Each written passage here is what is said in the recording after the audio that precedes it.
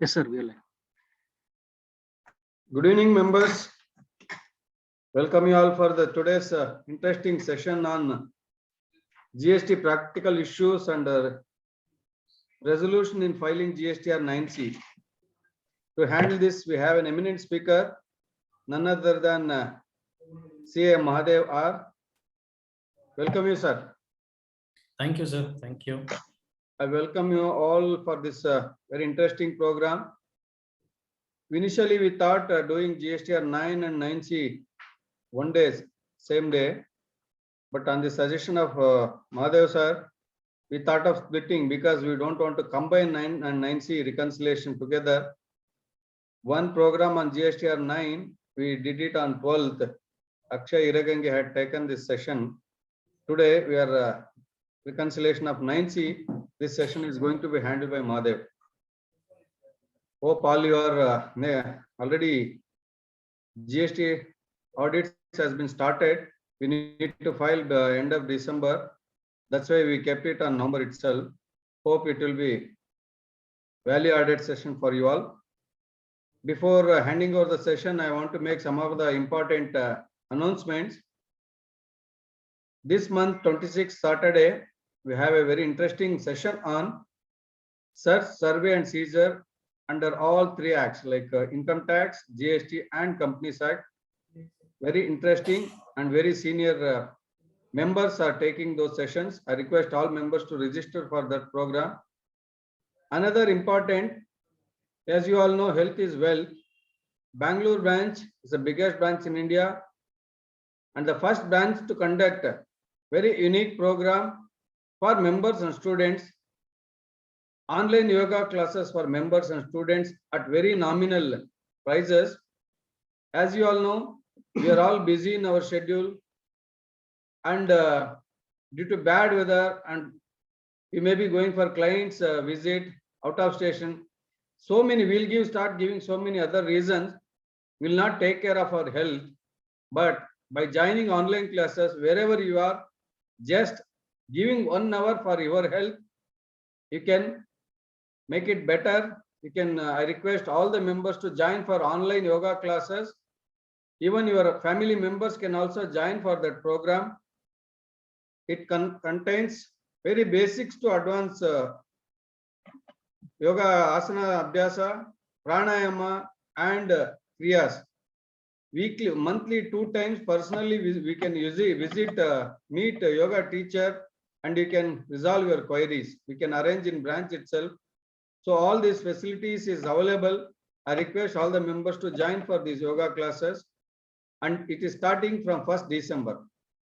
From on December 2nd and 3rd, we have another 2 days conference on real estate and RERA. I request members to join for that program also. With this, once again, I welcome you all for this GSTR-9C program. I request our secretary Pramod to give a formal introduction of today's speaker. Thank you. Over to Pramod. Thank you, Chairman. I take the privilege in introducing CA Mahadev R, who is graduated BCom and who is a fellow chartered accountant. He is a partner at Hiregange and Associates LLP. He has been involved in advising businesses across different manufacturing and service industries on various issues under indirect taxes.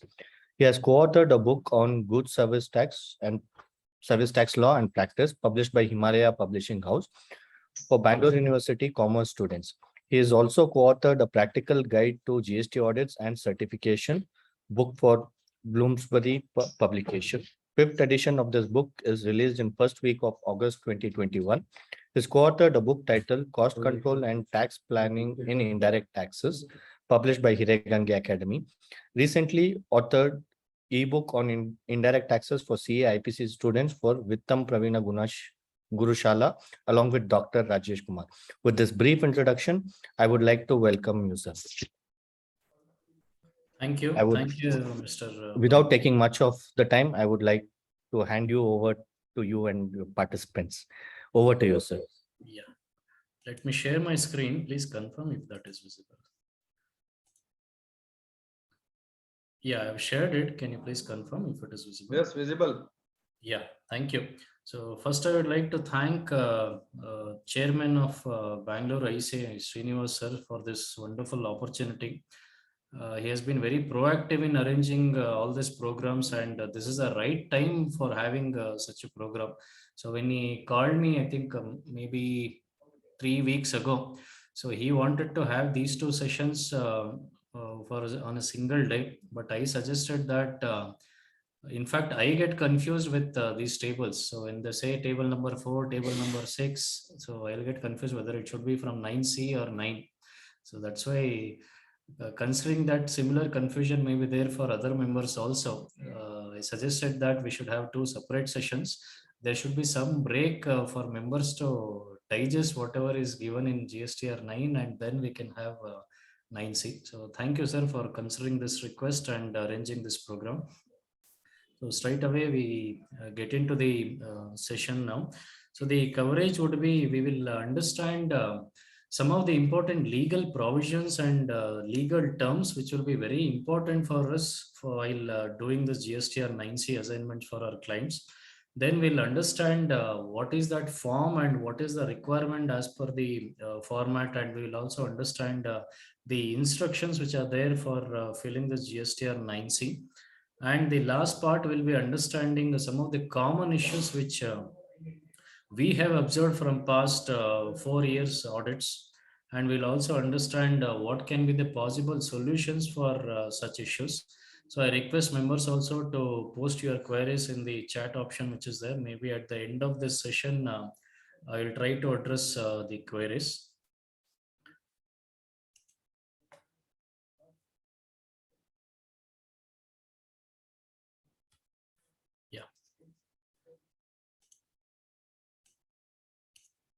Yeah, the first term which I want to discuss here, though most of us aware that now whatever we are doing now as GSTR-9C is no more a audit. So from 2021, it is a self-certification now. So there is no requirement for a chartered accountant to certify GSTR-9C.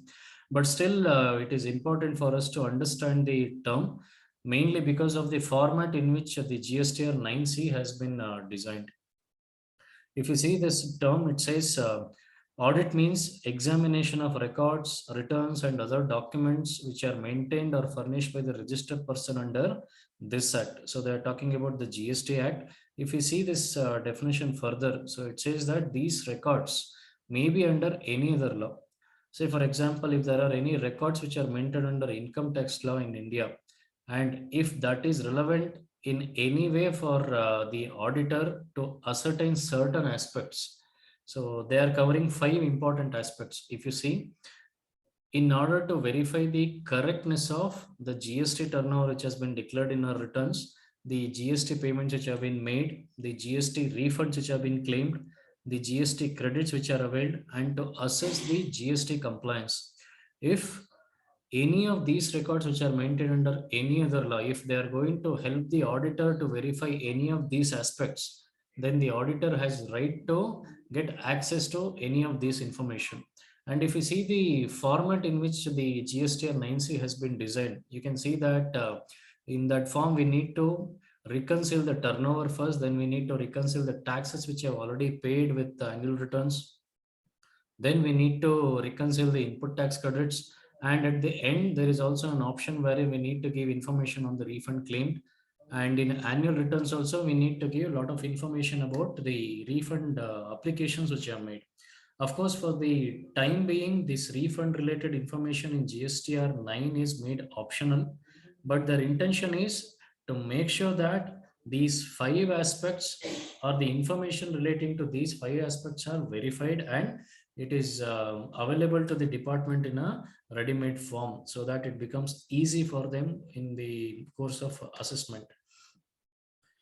And as we discussed, so from 2020-21, it is going to be based on the self-declaration by the assessee. There is no more certification from the chartered accountant.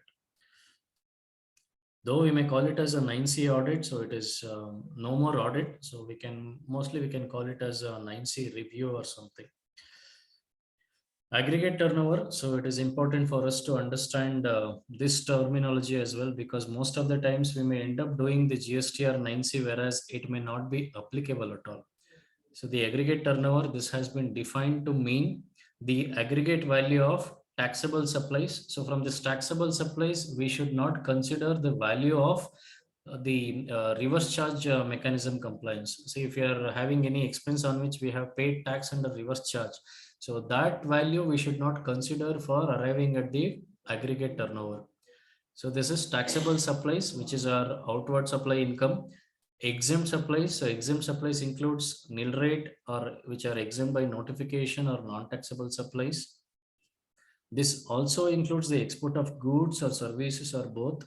Interstate supplies of persons having the same PAN. This is nothing but the stock transfer type of transactions.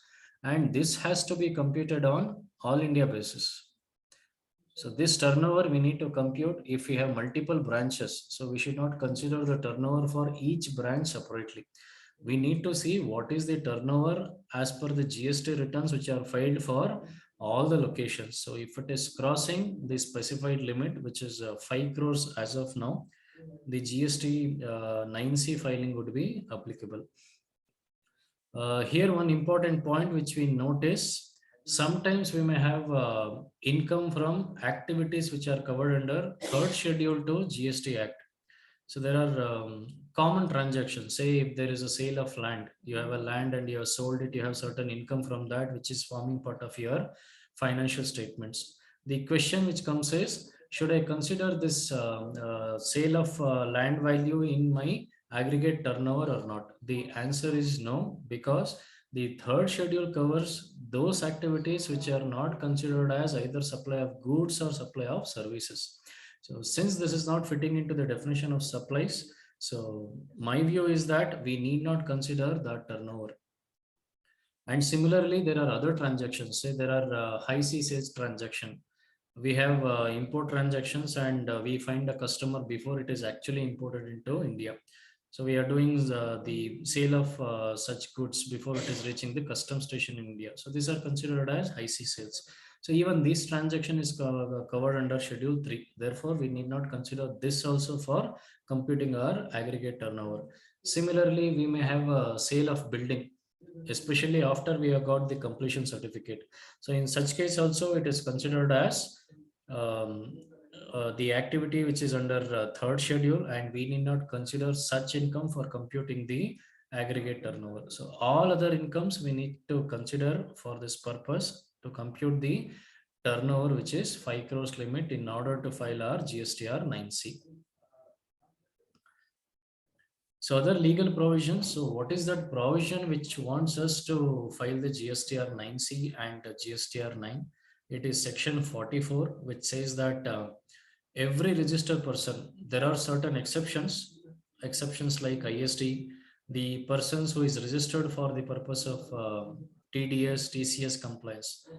It is under GST. When I say TDS or TCS compliance, I'm talking about GST, TDS or GST, TCS compliance. The casual taxable person who is registered for a limited purpose for limited time, or NRTP. In these cases, NRTP is also similar in case of a foreign national who will come to India for a temporary purpose for doing the business. So in these cases, filing of GSTR 9 or GSTR 9C will not arise.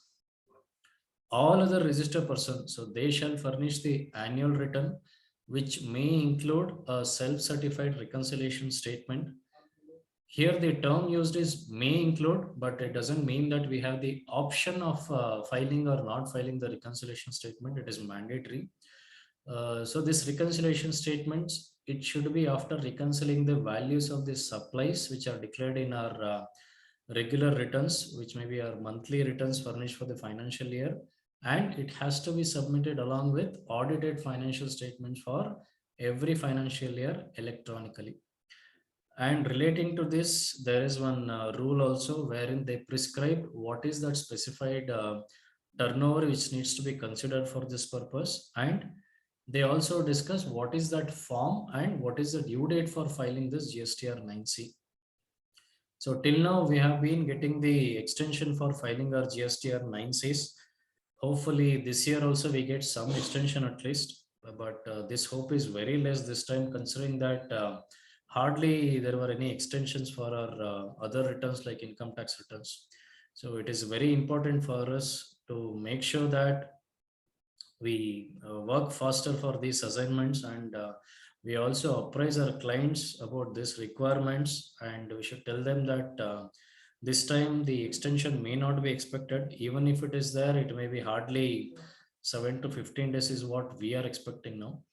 So as per rule 83, so every registered person with those exceptions which you have understood, so they need to file this GSTR-9C where the turnover is exceeding 5 crore rupees.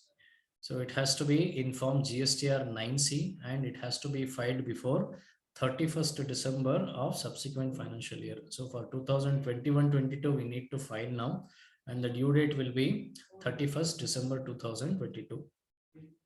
Now, the important questions which we generally get from the clients is, sir, what will happen if we don't file our returns within the due date? Or what will happen if we don't file our GST or 9C or 9 at all? So can we escape by just paying the penalty? Because if I get the code from you, so you will charge us 2 lakhs, 3 lakhs or whatever it is. Whereas the general penalty which is prescribed is 50,000. So can I opt for that option wherein I will not file at all and I will pay 50,000 rupees penalty, so that I don't have to work extra and I don't have to pay extra fees to you also. So that type of queries also we get from smart clients. Here what we need to understand is, for annual return, it is very clear that we have a late fee of rupees 100 per day, and this 100 rupees is from CGST Act, and equal penalty or equal late fee is also there from SGST Act. So per day it is 200 rupees, but the maximum amount which can be there is 1/4% from CGST and 1/4%, which is 0.5% of the turnover from that particular state. Now, what we have to understand is there have been some changes after the introduction of the self-certification in GSTR-9C from last year. So if we see this section 44, so this is a single section which requires us to file GSTR-9 as well as GSTR-9C. If we read this provision, so that is why I've copy pasted the exact provision and not made it easier. So every registered person shall furnish annual return which may include self-certified reconciliation statement. And if we see this penalty section or late fee section 47(2), it says any registered person who fails to furnish the return required under section 44. So since section 44 requires us to file annual return along with self-certified form, so there can always be an argument by the department that it is not going to be the general penalty which is applicable to GSTR-9C. It can be this 200 rupees or this 1/4% or 0.5% of the turnover from the state, which is applicable for GSTR-9C as well. So we file our annual return, but we don't file our reconciliation statement. Then I feel that this may not be considered as filing of either annual return or filing of GSTR-9C. So there can be penalty for both. So we need to be very careful on this, and we need to educate the smart assessees who may come out with such ideas. So we should tell them that we should not be taking the risk. And this is a wonderful opportunity also for the assessees, wherein if there are any mistakes in our returns, we can correct those mistakes. Therefore, we should advise our clients to file it and file it well within the time, and don't wait for the last moment, so that even we can be at peace once the due date is over.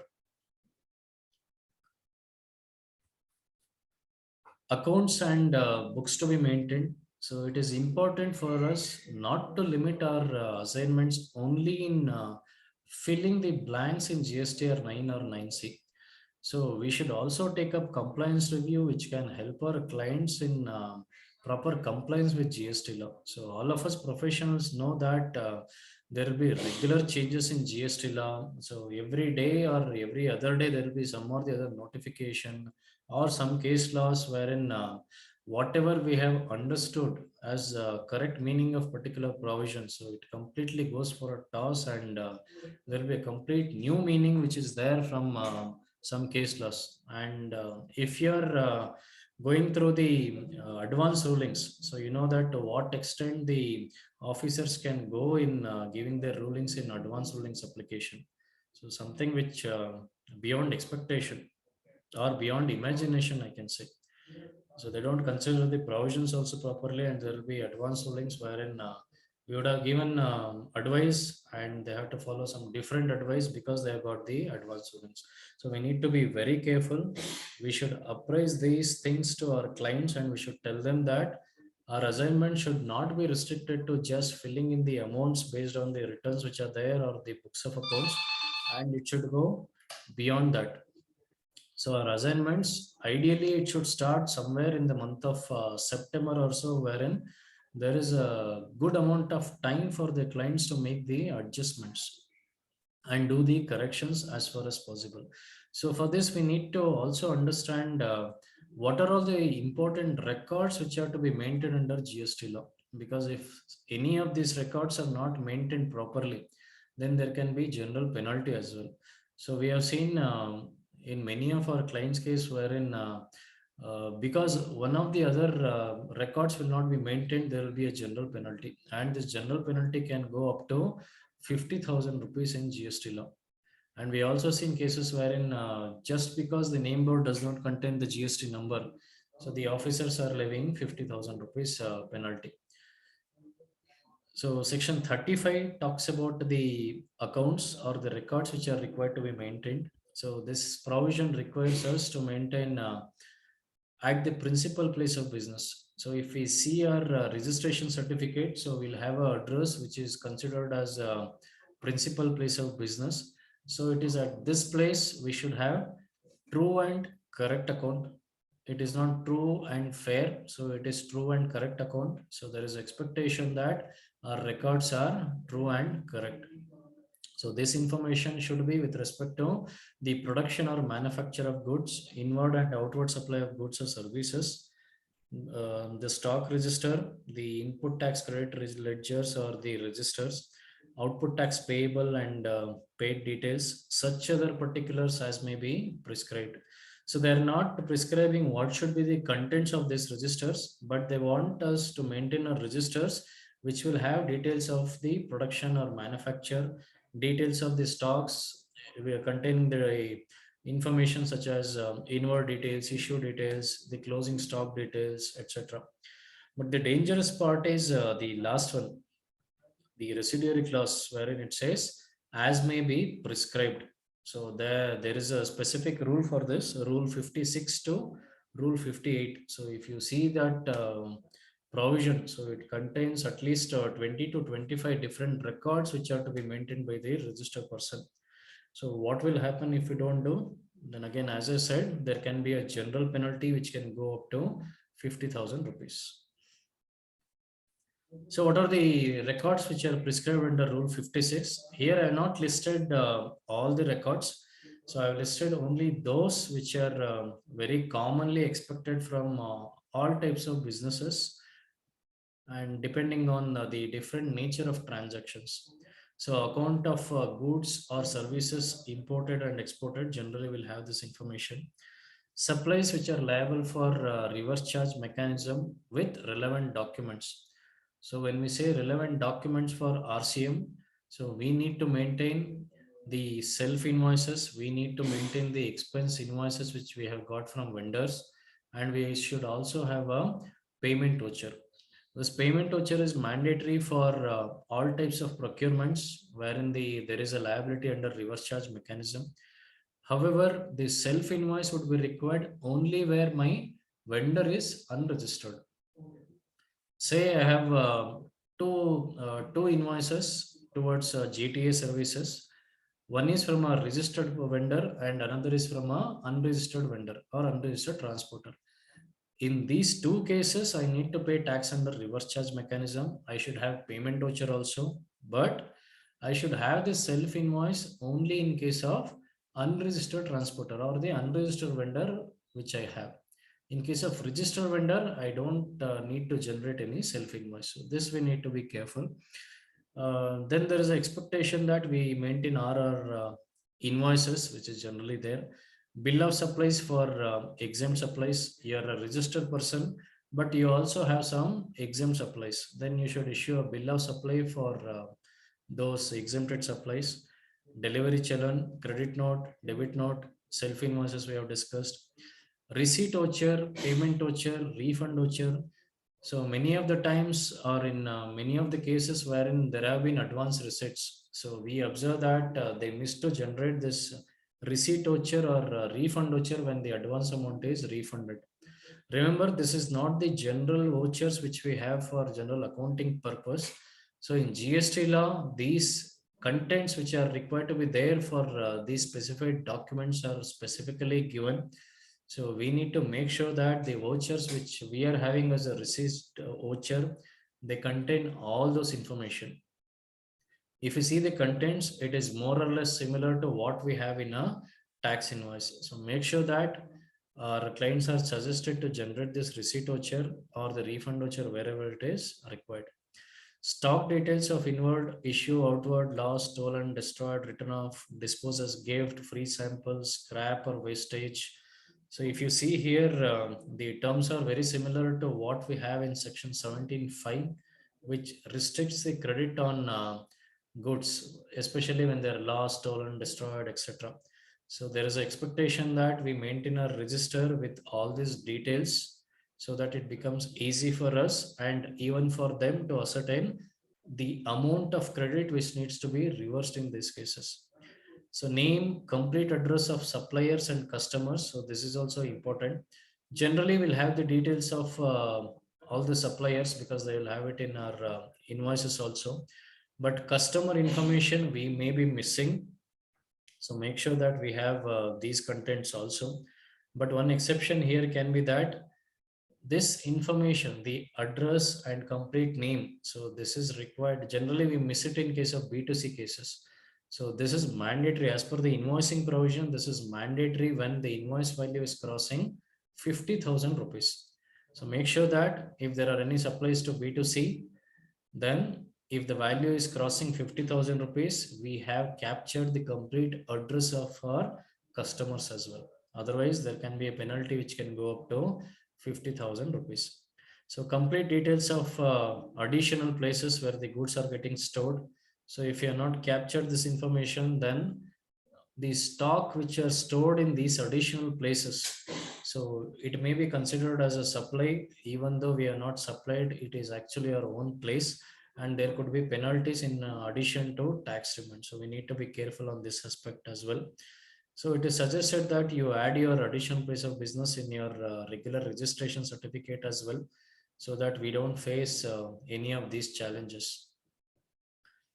Most of our records or registers, it is all computerized now. So there is expectation that nothing needs to be erased, effaced or overwritten. But since we have electronic records, so this is something which is beyond our control. Incorrect entries, so it has to be scored out under attestation. If you see, these are the requirements which are there in central excise law or VAT law as well. So wherein there were many assessees who used to maintain the records in a manual form. So these requirements may not be very relevant now. Manufacturer to maintain monthly production accounts, so which is generally there in most of our cases. The next part is bit tricky. So service providers to maintain details of goods used in services. So here it is not very clear. Is it for all the service providers or is it for only specific service providers wherein the supply of goods is also predominant? For example, I am a service provider who is engaged in, say, computer repair activity. So there will be a lot of parts which I'll replace when I get my computers for repair activity. I am a chartered accountant, so I do compliance reviews, I give consultancy, I give opinions, and I give this on a paper, A4 sheets. So in this case, I take credit on these papers. Now, is it essential for me to maintain the details of these goods which I am using? There are many stationary goods which I use, pen, pencil, paper, paper clips, etc. So is it that I need to maintain the details of these goods also? So this is something which is not there, but going by the general understanding, so it appears that the expectation is mostly in case of the goods which plays a major role, or it forms a major value in our total service value. So in such cases, we should have details of the stock of goods which we use as well.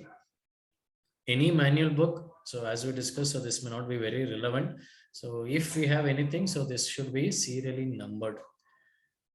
Electronic record requirements, there are certain specific requirements when we are maintaining the records in a electronic form. If you see these requirements, I'm sure that at least 90% of us may not be complying with this requirement, or any of the clients for that matter. So any if electronic, maintain log of every entry edited or deleted. So I'm sure that we are making a lot of entries which are getting edited or deleted, and we are not maintaining the log of this. So what is that entry which got edited, deleted? At least I have not seen cases wherein this is maintained in 100% of the cases. So if records are electronic, then authentication by digital signature. We are maintaining our ITC register in Excel. We are maintaining our GST computation statement also in Excel or any other software. Is it authenticated by digital signature? The answer is no. So what I'll do if I am a departmental officer, so I can go through all these provisions and I can make sure that I get at least 50,000 to 1 lakh rupees just because these requirements are not met. Proper backup is needed. I'm sure that all of us will have this backup system. So on demand password of files, file explanation to codes, they need to be provided to the auditor. Detailed record of stock to be maintained at godowns and warehouse. So all this can be done. But there are certain things which practically is very difficult for the associates to follow. So what is the implication if there is a non-compliance of this, which we need to make the clients aware of when we are doing our 9C assignments? Because most of the assignments, it is mostly filling in the amounts in the format and filing on the portal. So we may not go through the books of accounts or the records in a proper way for various reasons. One is client may not be interested. He may be doing it just for the sake of meeting the statutory requirement, or it may be because of reducing the cost by way of reduction in the fees. So there could be multiple reasons for this, but as a professional, so it is our responsibility to convey all these requirements to our clients so that they are aware of this and they don't blame us when there is a demand from the department in future. So section 125, so this is the section which is applicable to levy penalty, general penalty, when there is no specific penalty for any of the non-compliance. So for non-maintenance of the records which we discussed, so there is no specific penalty. So we have to refer to section 125, which states that the penalty can go up to 25,000 rupees. It is not fixed 25,000 rupees. It is the discretion of the officer. And remember, similar provision is also there in SGST law. So it is 25,000 plus 25,000. So total can be 50,000. And this 50,000 can be for non-compliance of each requirement. Say for RCM compliance, I need to generate self-invoice. I need to generate payment voucher. So there can be a penalty of 1 lakh rupees in this case because I have not complied with two separate requirements. So this we need to be careful. So is there any remedy if, because what we do is during the 9C assignments, we suggest or we advise our clients to comply now at least, wherein they can rectify these mistakes of the non-compliance. Say if they have not done this payment voucher or receipt voucher, so we'll tell them that at least you generate it now and keep it ready before the department visits and identify such non-compliance. Luckily, we have one beneficial section, which is section 126. So it says that no officer under this act. So this is a guidance for the departmental officer with respect to levying the penalty. So this provision says that No provision under this act shall impose any penalty for minor breaches of tax regulations. So minor breaches, they mean it is also defined. If you see the explanation, minor breach means it is not 1 lakh or 2 lakhs. If you have turnover in crores, it is 5,000 rupees. So if the value of tax liability which is involved is less than 5,000 rupees, so it is considered as minor breach and there may not be any general penalty which is 50,000 rupees. Or procedural requirements. So whatever documentation we understood, whether it could be the electronic records maintenance requirement or the records at godowns.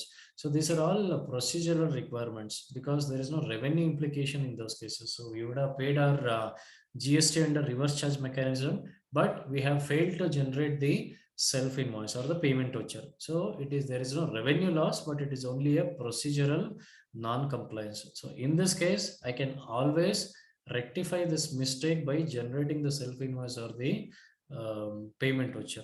So here they say any omission or mistake in documentation which is easily rectifiable and made without fraudulent intent or gross negligence. So we should only prove that there is no fraudulent intent. So because we have paid the tax in this example, so there is no fraudulent intent, but they can always say that you are grossly negligence. So we need to be careful here. So make sure that we advise our clients to comply with this requirement before it is actually identified by the department. So they have explained what is that minor breach. We understood that it is if the amount of tax involved is less than 5,000, it is minor breach. And with respect to documentation requirement, an omission or mistake in documentation shall be easily rectifiable if the same is an error apparent on face of the record.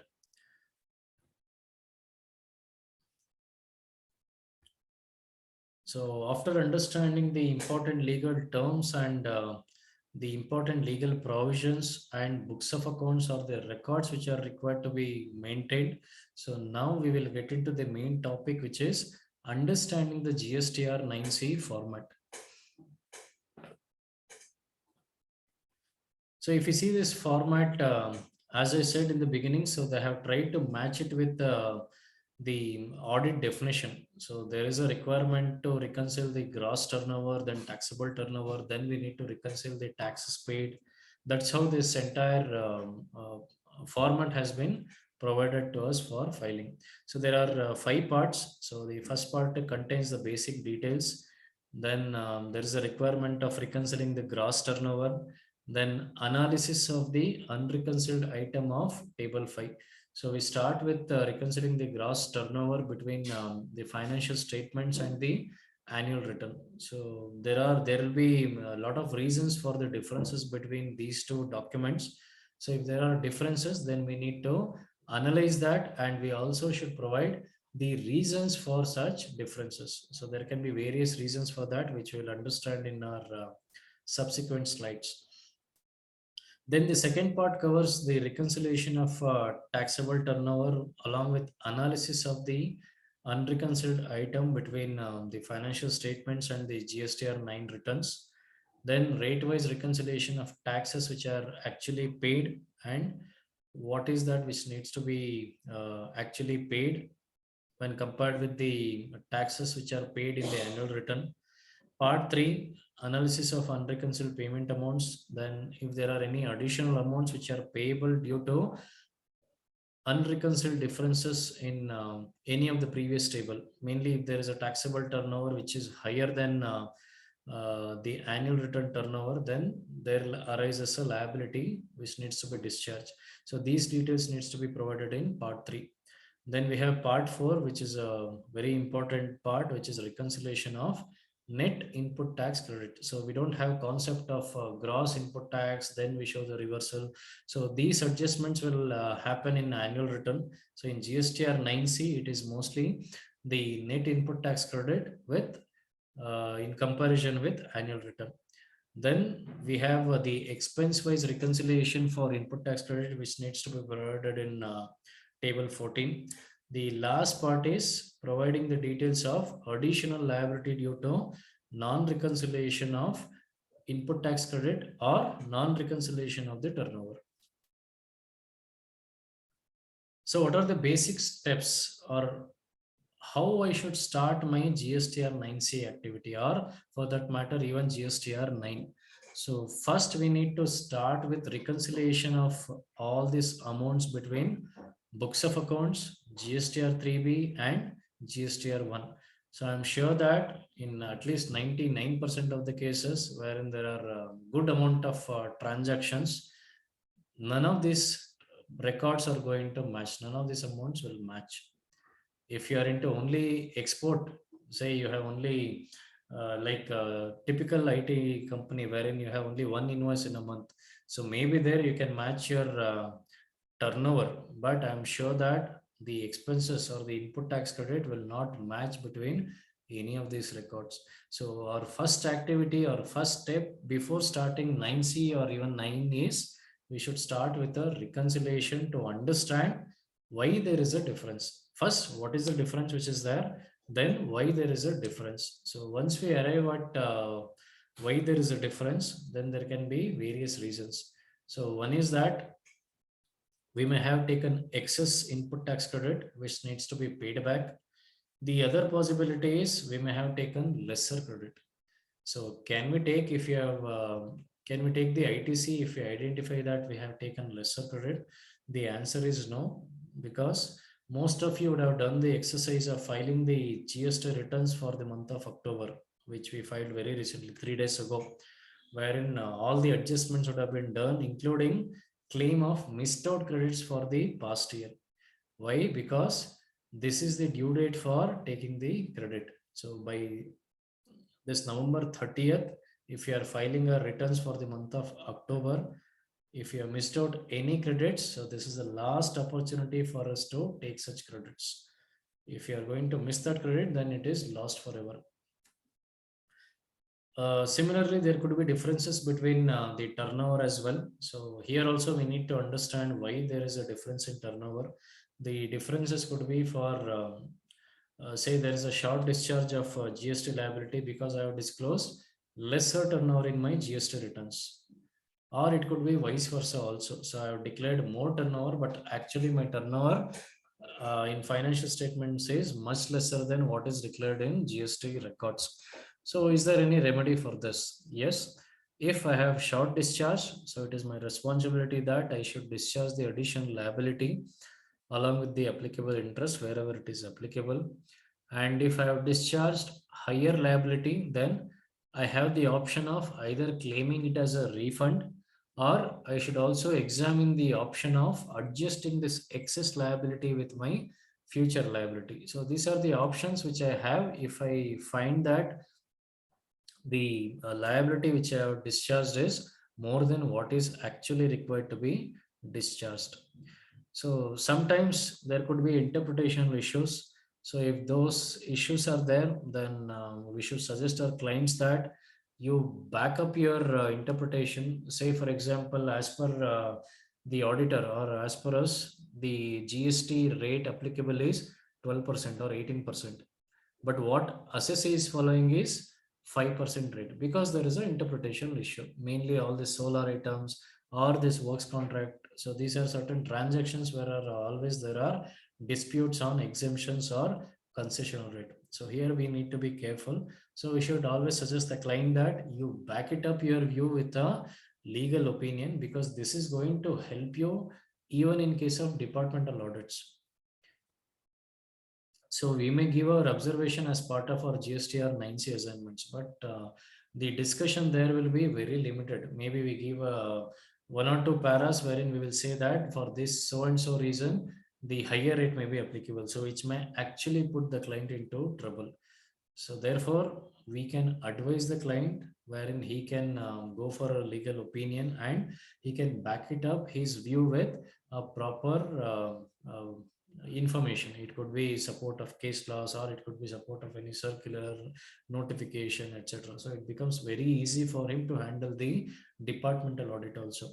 Remember, though it is not directly related to 9C filling aspects, so these are some of the value additions which we can give to our clients when we are taking up this 9 or 9C assignments. So why reconciliations, or what is the importance of reconciliation? This is mainly to ensure that there is a completeness in recording the transactions, whether it could be in financial statements or it could be in our GST returns. So it has to be complete and it has to be correct. Remember, we discussed section 35, wherein there is a requirement that every registered person has to maintain true and correct account. So what will happen if it is not true and correct? So department can always say that you have given us a wrong information, there is a willful misstatement, or there is a suppression of facts, and therefore I will levy higher amount of penalties, which can be 100% of your liability amount. And even the period of limitation, so generally it is 3 years, so it can go up to 5 years if the department can prove that we have willfully misstated some information in our returns. Therefore, it is very, very important that if we have missed any information, or if you have made any wrong submission in our GST returns, so we correct it by way of annual returns and GSTR-9C. And these reconciliations, so they will help us in identifying if we have discharged excess liability or short payment of taxes are there. Similarly, missed out credits or excess availment of ITC. So this is the reason I said our assignment should ideally start from in the month of September or so, and not beyond November 20th for sure going forward. Because if we identify any missed out credits, so we may not be able to take that credit. So this is like a post-mortem activity wherein no benefit is there for either client or us. So therefore, we should always suggest the client that though this reconciliation or filling up activity may happen in November end or December month, but this basic verification of compliances, it has to happen in the month of September or maximum in the month of October, so that the required corrections can be made in the returns which are going to file for October month. Identification of incorrect availment. So all these things will come out when we do a proper reconciliation. So we know that there are multiple reconciliations which are required for the purpose of GST. So we'll understand. Yeah, one more important point which is there is the fifth point. So increase. So how these reconciliation systems will help us in departmental audits. So if any of you have seen the departmental audit manual, which is released in 2019, there are steps or the guidelines which have been provided to department to consider certain factors in order to assess the risk. If the risk is higher in any client case, then they will take up the audit and it will be in depth manner. So they may take more samples, they may spend more time in order to conduct the audit. So in that risk factor, they say that they need to verify the internal control systems as well. So what are those controls which are there in place in order to block the loophole in revenue? Or is there any system of reconciliation in order to identify the excess claim of credits? Or it could be short payment of taxes or excess payment of taxes. If there are good systems in place, which can include even the regular compliance review also. If you're doing 9C, so this is also a good way wherein you can convince your client to get into a compliance review as well as the GSTR-9C assignments. Because if the department finds that there is a consultant or the auditor who is already doing this compliance check on a regular basis, and there are corrections which are taking place by this particular assessee or the client, then they will consider that it is of less risky client, and the efforts and the time is they're going to spend also may substantially come down, which will help both assessee as well as the department. Then it facilitates smooth filing of GST annual return and certification, which all of us are aware. So now in next slide, we will understand what are all the important reconciliations which are required. So in the previous slide, we already understood that the first step is to do the reconciliation between our books of accounts, GSTR-1 and GSTR-3B. So in these reconciliations, what are those aspects which needs to be reconciled? So one is outward supplies, and including the taxes which we have paid and which is with the payable amounts, reconciliation between GSTR-1 and GSTR-3B, reconciliation between e-invoice. So wherever e-invoice is applicable. So till last year, the e-invoice was applicable for up to 50 crores turnover. So wherever the turnover is 50 crores or more, so there will be e-invoice. So we need to compare this e-invoices with the outward summary as well, because sometimes it may happen that I have generated a e-invoice by mistake, or there could be some errors in the amounts which you have keyed in for the purpose of e-invoice, which you have rectified, and we have identified this after 24 hours. So once we cross 24 hours, we don't have the option of correcting or canceling the invoice. So for various reasons, there can be difference between these two records. So it is our responsibility that we suggest our clients to do this reconciliation and keep the information ready, so that this will help them in departmental audit. Similarly, e-way bill also. So e-way bill also we may not have cancelled. There could be some mistakes, keying in error. Because of these reasons, there will be difference between these two records. And there are transactions wherein invoices will not be generated, but e-way bill will be there. For example, stock transfer could be there, or it could be your job work transaction wherein e-way bill is generated, but corresponding tax invoices will not be there. But these are the common information which generally department asks us, saying that you have so much e-way bill, but you have paid tax only on so and so value. So you need to pay the differential taxes. So in those cases, anyway, we have to do the reconciliation. So this is the time. Anyway, we are doing a lot of reconciliation. So we'll make sure that we suggest the clients in doing the other reconciliation as well, though directly it is not benefiting in filing our 9C. Remember, these are the value additions which we can give in our 9C assignments. So client also will appreciate that we are thinking ahead of the issues which may be there in future and helping the client in better compliance. Then there is a requirement to do the reconciliation of ITC amounts. Again, in ITC, we need to reconcile between what is availed and what is utilized. Then reconciliation between GSTR 2A or 2B and the 3B and books of accounts. So this is one painful exercise which all our clients are suffering from. ITC reversal reconciliation. So there are scenarios wherein ITC needs to be reversed. For example, if you're not paying to the vendor within 180 days from the invoice date, so there is a requirement to reverse the credits, and then again it needs to be taken back. So is there a reconciliation system to make sure that actually they are reversing with interest wherever it is applicable, and have they taken back such credits or not? Because if they're not taken back that credit, then again they may miss to take it in future as well, because there is no reconciliation system. Similarly, rule 42 or rule 43, which is applicable when we have taxable as well as non-taxable supplies. We also need to see, is there a system wherein they take the annual computation also, because annual computation for this 42 and 42 needs to be done by September month end. So have the such reversal have been done and disclosed appropriately in the returns or not.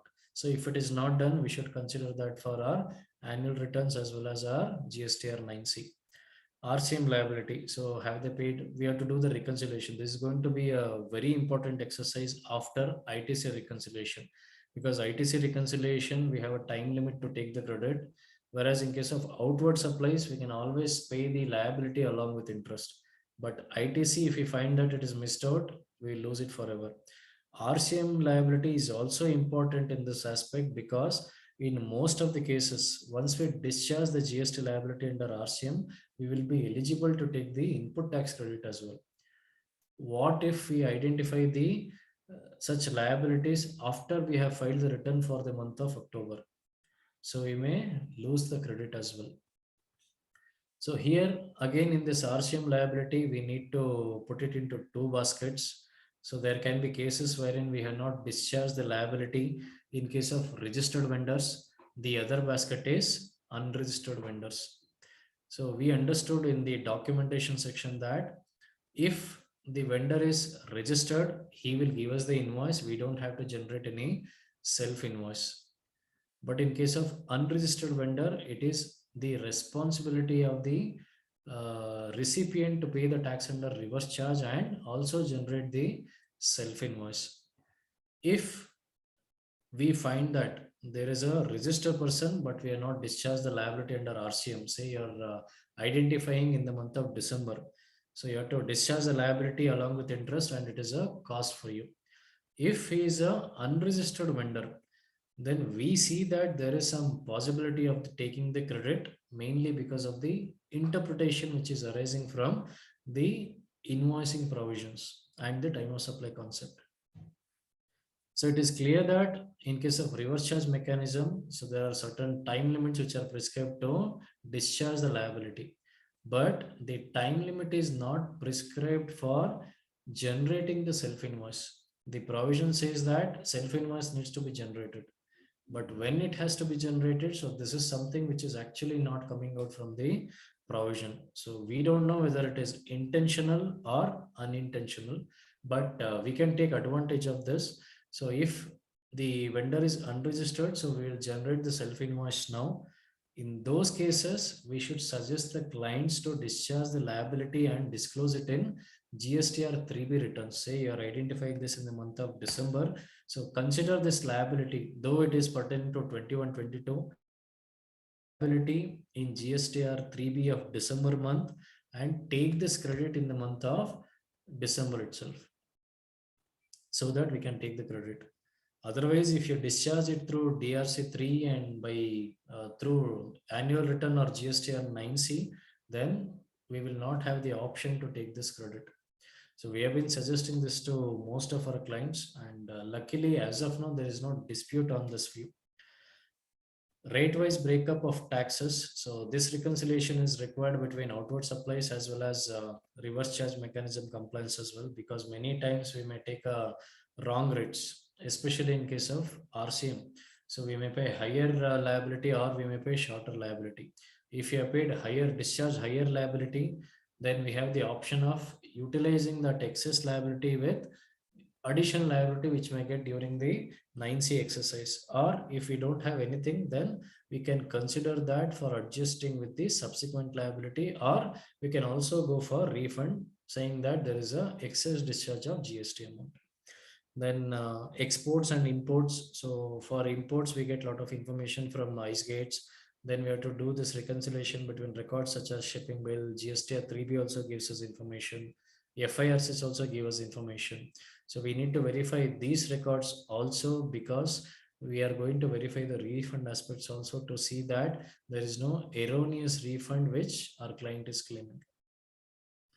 And there are many other records. So this exercise is, I can say, unlimited scope.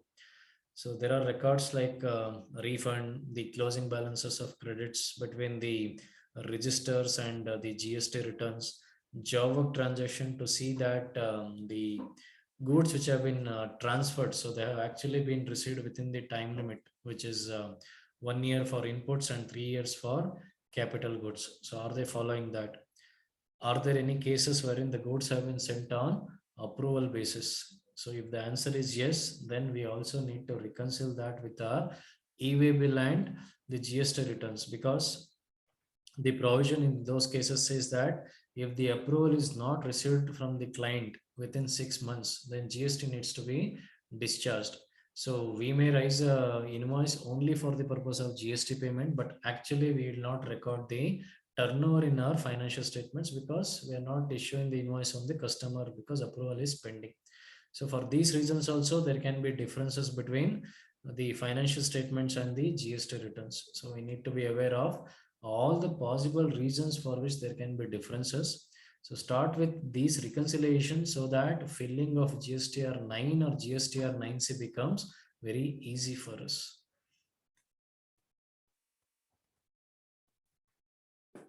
So now we'll understand the format clause by clause.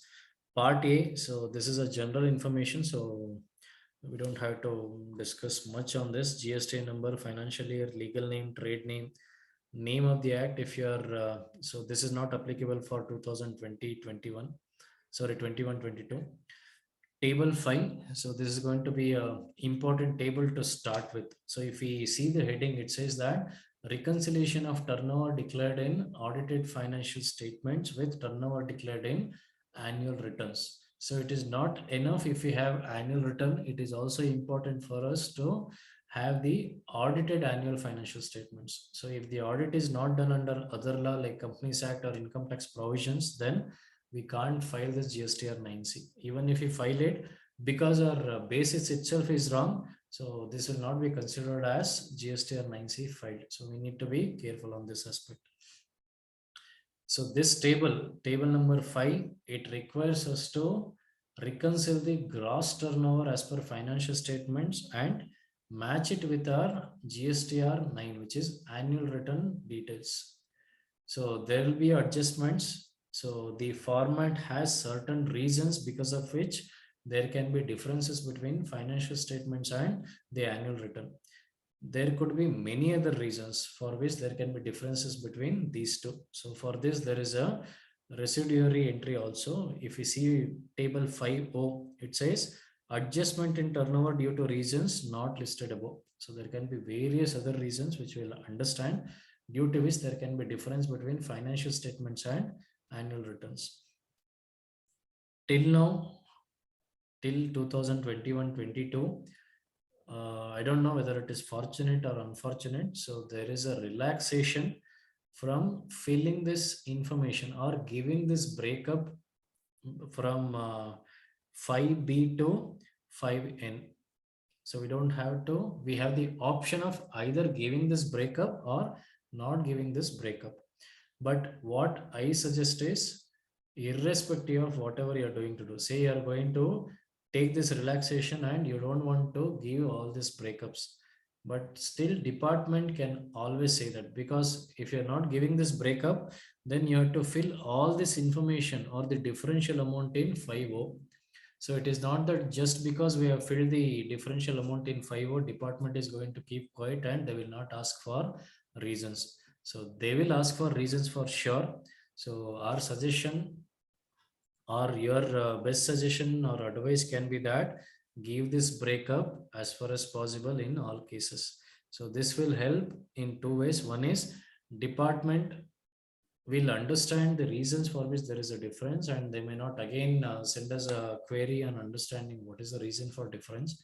And the second advantage is for us also as auditor, because if such queries come, the client will always come back to us and ask us for the information or the breakup. So at that time, again, we have to go back to our computation. So there could be one person who has worked on this, but we get these queries after 2 years. So actually that person may not be there, or we may have lost the data itself. So there could be various reasons for which the exercise is going to be very painful. So my suggestion is, so as far as possible, because anyway you are going to identify the reason for the differences, so identify the differences and have this table filled appropriately in respective headings. So we will start with the turnover as per the financial statements, which is there on your credit side of the financial statements. Take the total turnover for that particular state. It is not the consolidated amount which you need to take if there are multiple branches.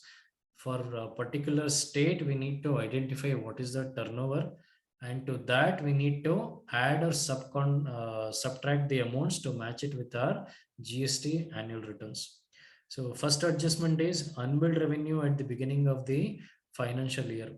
So this is nothing but the closing balance of the previous year. So we may have done the unbilled revenue, which is recognized in the books of accounts, but we are not paid the GST.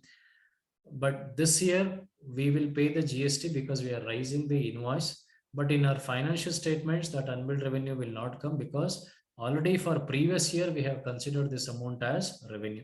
So this amount we are going to add because we have considered this for our GST returns. Similarly, unadjusted advances at the end of the financial year. So we are receiving the advances.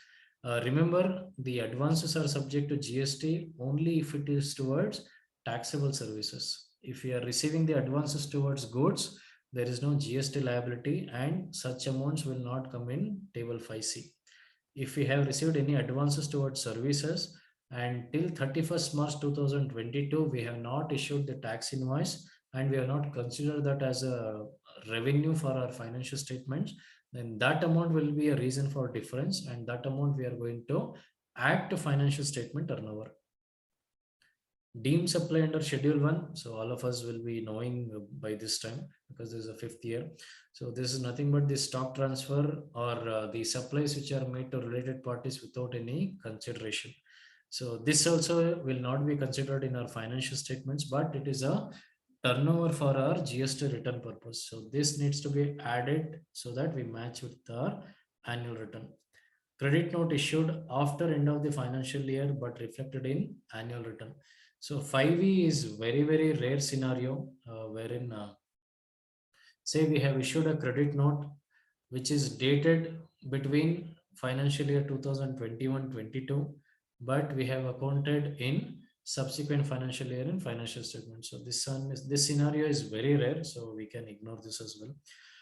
5F is trade discounts which are there in our financial statements which are reducing our turnover, but they are not permissible for reduction under GST. So there are certain conditions for taking the deduction towards this discount amount in GST. The 3 important conditions are: it should be agreed before or at the time of supply that I'm going to give you a certain discount. Then the credit notes which are going to issue, so it should identify which are all the tax invoice against which the discounts are being given. And there is also a last condition, which is that the recipient of our goods or service, he should reverse the credits. If any of these conditions are not satisfied, so in GST we will not be able to take the deduction. So however, this deduction we would have claimed from our turnover in our financial statements. So this obviously we need to add to financial statements so that it matches with our annual return.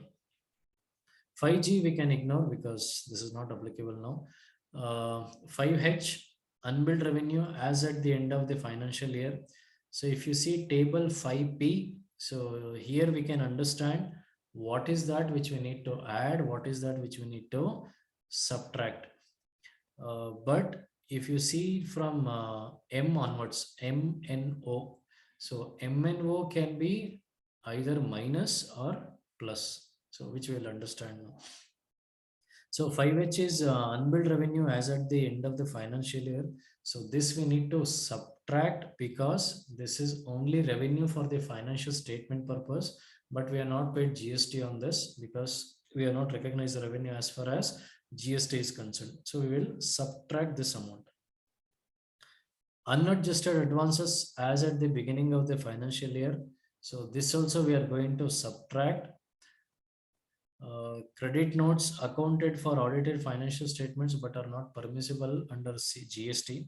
So credit notes may arise for various reasons. It can be for discount reason, or the other reasons could be because of difference in the rate of tax or taxable amounts, or there can be sales returns, or there can be reduction in the amounts towards deficiency in our services which you have provided. But because I'm not satisfying, there is one condition which is attached to this credit note, which is it has to be issued within the timeline which is specified. So now the timeline is November 30th. So if you're not issuing within that timeline, we will not be getting that reduction from GST. But in our financial statements, we have got that reduction done. It is there in GST, but not there in financial statements or otherwise. So we need to reduce this amount. Sorry, this has to be added. Adjustment on account of supplies of goods by SEZ units to DTA units.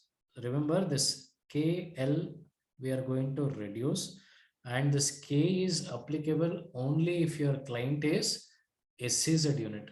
So they are talking about supplies by SEZ units to domestic tariff area or the DTA customers.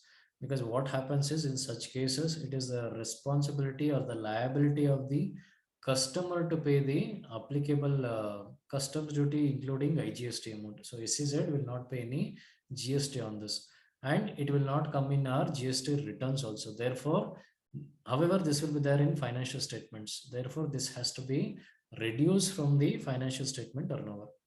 So turnover for the period under composition scheme. So mostly this is not applicable because we have a turnover limit of 5 crores to file this GSTR-9C. So hardly we see such cases.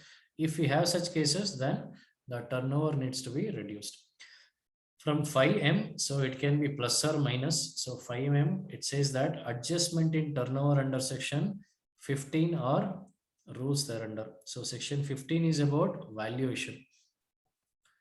The valuation can be different in GST, whereas the actual revenue which you have generated may be different for the financial statement purpose. One example can be related party transaction. The GST provision says that if it is a related party transaction, we need to consider open market value. Say open market value is 150 rupees. But what I have done is I have raised the invoice for this case only for 100 rupees. So I will collect only 100 rupees from my related party, but I will pay GST on 150 rupees because the valuation rule says so. So there is a difference between 100 and 150 rupees. So financial statement has 100 rupees, whereas my GST return has 150. So I need to add 50 rupees so that I match these two statements. There can be other differences also, which can be negative. Say, for example, construction service. So in case of construction service where land value is included, my turnover for books of accounts is 100 rupees, which is including land value. Whereas my GST return will have 100 minus one third of the value, which is 33%. So my GST return will have only 67%. So to match this, what I will do, I will reduce this 33 rupees from the financial statement turnover. So for these reasons, I said this table M, it can be either plus or it can be minus, though this format online, it says it is plus. So 5N, so this is for the adjustment of turnover due to foreign exchange fluctuation. So this foreign exchange fluctuation can be for two reasons. One is due to difference in exchange rate. The other reason can be because of GST provision. Because in case of goods export, the GST provision says that I need to consider the value or the exchange rate which is notified for customs purpose. Say for customs purpose, the dollar rate is 81.5. Whereas the RBI rate is on that day, it is 82. So my financial statement says 82. My GST return says 81.5 because I have to consider customs rate for GST return purpose. There is a difference of 50 paisa. Or this difference can be otherwise also. So it is more in GST, it is lesser in RBI rate. So for this reason also there can be a difference which needs to be adjusted in 5N. All other reasons will come in 5O. So what can be other reasons? There are plenty of reasons which I can think of. So some examples are, say you have a bank interest income, non-operating income basically, like due to the work received, or you have received some script value which will not be there in your GST returns. So, but it will be there in your financial statements. You need to reduce all these amounts. There are certain amounts which are liable for GST, but it is not considered as turnover in your financial statements. The two examples which I can think of is, say you have sent the goods for job work purpose, but you have not received the goods within the time limit. Say 1 year in case of inputs, you have to pay GST in such cases. You have considered that as your turnover in GST returns, but it will not come as a turnover in your financial statements. So this can be one reason for difference, which may be there for 5O. The other example can be, which we already discussed. So you have sent the goods on approval basis, but you have not received the approval within a specified time limit, and it is not there in your financial statements as turnover. Or there can be a reason wherein you have considered lesser turnover in your annual return. Say your annual turnover return should be 110, but you have considered only 100. Financial statement is 110. So there is a difference of 10 rupees. So you can mention that as well in this. This needs to be compared with turnover which is declared in annual return. So this annual return, so it takes table 4N after adjustment of table 10 and table 11 of GSTR-9. I'm sure that most of you would have attended even that session when we had it last week. So this amounts needs to be compared with this annual return figures. There can be differences. If there are any differences, then that needs to be provided along with the reasons in table number 6. as a best practice, so what we also suggest is, so 5P, we are suggesting our clients, or we are also, when we are filling it, so we are making sure that we give the complete reasons for the amount which you are going to fill in table 50. Say table 50, I'm going to fill it as 10 lakh rupees.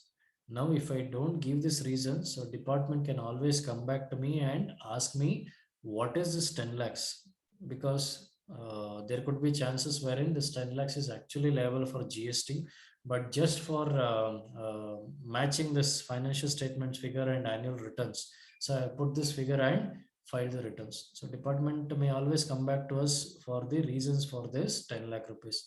So what we are suggesting is, you give the breakup for this 10 lakh rupees in table R, which is nothing but the reasons, wherein we can write what is that reason or what is the breakup of this 10 lakhs. Say 6 lakhs is the interest amount. We will mention bank interest is 6 lakh rupees, balance 4 lakhs is towards dividend income. So department easily comes to know that this 10 lakhs is not liable for GST. Again, they need not come back to us to understand the reasons. And there are other reasons also which we discussed, like we may get this query after 2 years or so. We may not be having the team which actually worked on this particular thing, or the client personnel may also have got changed, because of which we may have to go through and break our head for identifying the reasons. To avoid all this, so as a best practice, so you can always make sure that you give this breakup in R. So though R is limited for giving the reasons for unreconciled difference, there is no harm in providing extra information if it can help us as well as the client and even the department as well to some extent.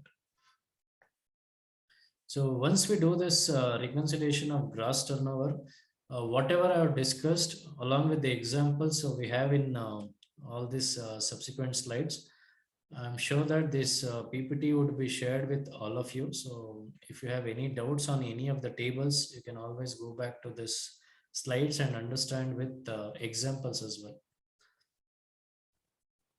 So as I said, so table 5B to 5N, so we have the option of filling or not filling. But my recommendation is that you fill this information so that we can be at peace even for future.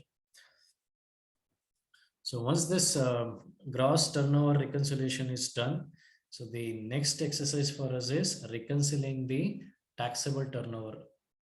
Remember, gross turnover will have exempted turnover as well. It will have export turnover as well, which are not subject to GST. So now this table, there is a requirement for us to match the taxable turnover as per financial statements with annual return turnover.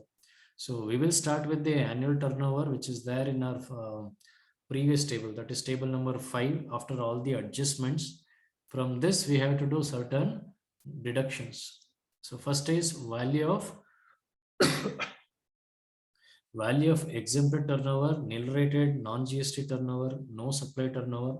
So they need to be reduced because we will not pay GST on any of these turnover. So in these cases, you make sure that the conditions related to exemption, say for example, there is a say you are running a old age home. So if you're running a old age home, there is an exemption which says that if you are charging not more than 25,000 per month, then there is no GST on that. There is an exemption. And for this valuation of this 25,000 rupees, so there is a condition which says that you should include, excuse me.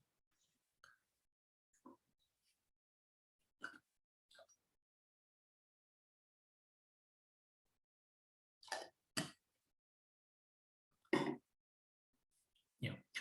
For this 25,000 rupees exemption, so there is a condition that this old age home, they need to add even the income towards the accommodation facility or the food facility. So if you are doing that GST audit, so you need to see whether that valuation is correctly done or not for the purpose of claiming the exemption. They may be nil rated, so you need to see whether actually that classification has been done properly to claim it as a nil rated. If they are claiming that it as a non-GST turnover, is it actually correct? So this is also something which we need to verify, wherein we can add some value to our client and need not restrict to filling in the blanks. Zero rated supplies. So zero rated supplies are exports as well as supplies to SEZ units or SEZ developers. So here also there are a lot of documentation which are required, which we need to verify. It could be a letter of undertaking or bond, or it could be to make sure that the export supplies are actually made and place of supply is correctly determined, and the conditions like receipt of foreign considerations, so they are also fulfilled. So these conditions should be verified by us to make sure that this is actually a zero rated supply. D is if you are opting for zero rated supply with payment of tax, remember this will not come here. So these deductions are only those turnover wherein GST is not paid. If you are paying GST, then it will be considered as your taxable turnover. So 7D, we need to be very careful here. What they are saying is our income. So our supplies on which tax is to be paid by our customer. So this is not our expenses on which we pay GST. So this is our income. So this is applicable in very limited cases wherein the services are subject to reverse charge mechanism. Say you are doing the GST audit of a good transport agency, then this may be applicable. Otherwise, this is not applicable. So after all these deductions, so we will get a amount which is the taxable turnover as per financial statements. So this amount we need to match it with our annual return turnover. So in annual return, so we have a taxable turnover which is 5N, and after adjustment of table 10 and table 11. So these two amounts ideally should match. It will not match if we have not considered certain turnover wherein tax is to be paid, or vice versa. Vice versa is you have considered excess amount. Say financial statement is 100, so GST return also should be 100, but actually you have paid GST on 110. So this is the reason for which there can be a difference of 10 rupees. So if you are getting the 10 rupees, so in table number 8, we should provide the reason wherein we can say that we have considered or we have paid GST on excess turnover of rupees 10 rupees amounting to so and so. So it becomes easy for you to adjust that amount with your future liability, or if you want to claim it as a refund, so that time also it will be very helpful for you. So table number 9. So this is also very, very important table.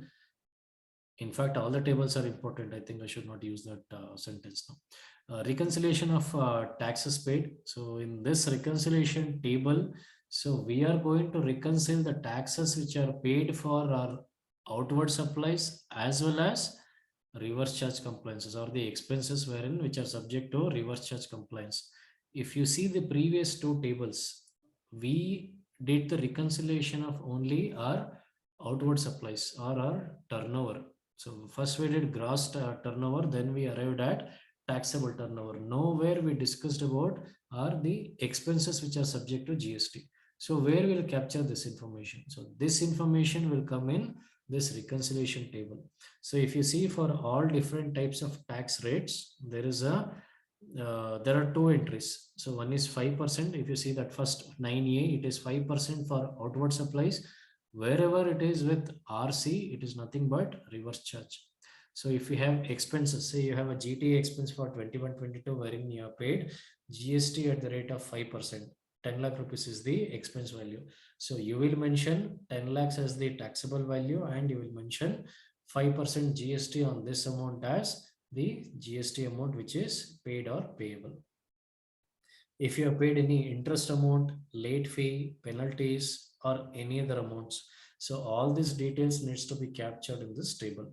So again, this will get compared with the similar table which is there as table number 9 or the serial number 9 in GSTR 9 as well.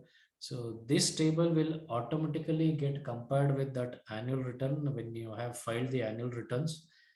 If there is any difference, the difference will pop up. Here there is one technical issue which is there. I'm sure that most of you will get this difference. What happens is 9Q, if you see, this is where the taxes paid as per annual return will get auto-populated. But presently what is happening is this auto-population is only for the tax amount which is there in the annual return. whereas we have paid other amounts also. So we may have paid some late fee towards late filing of returns, or we have paid some interest amount for delayed payment of taxes.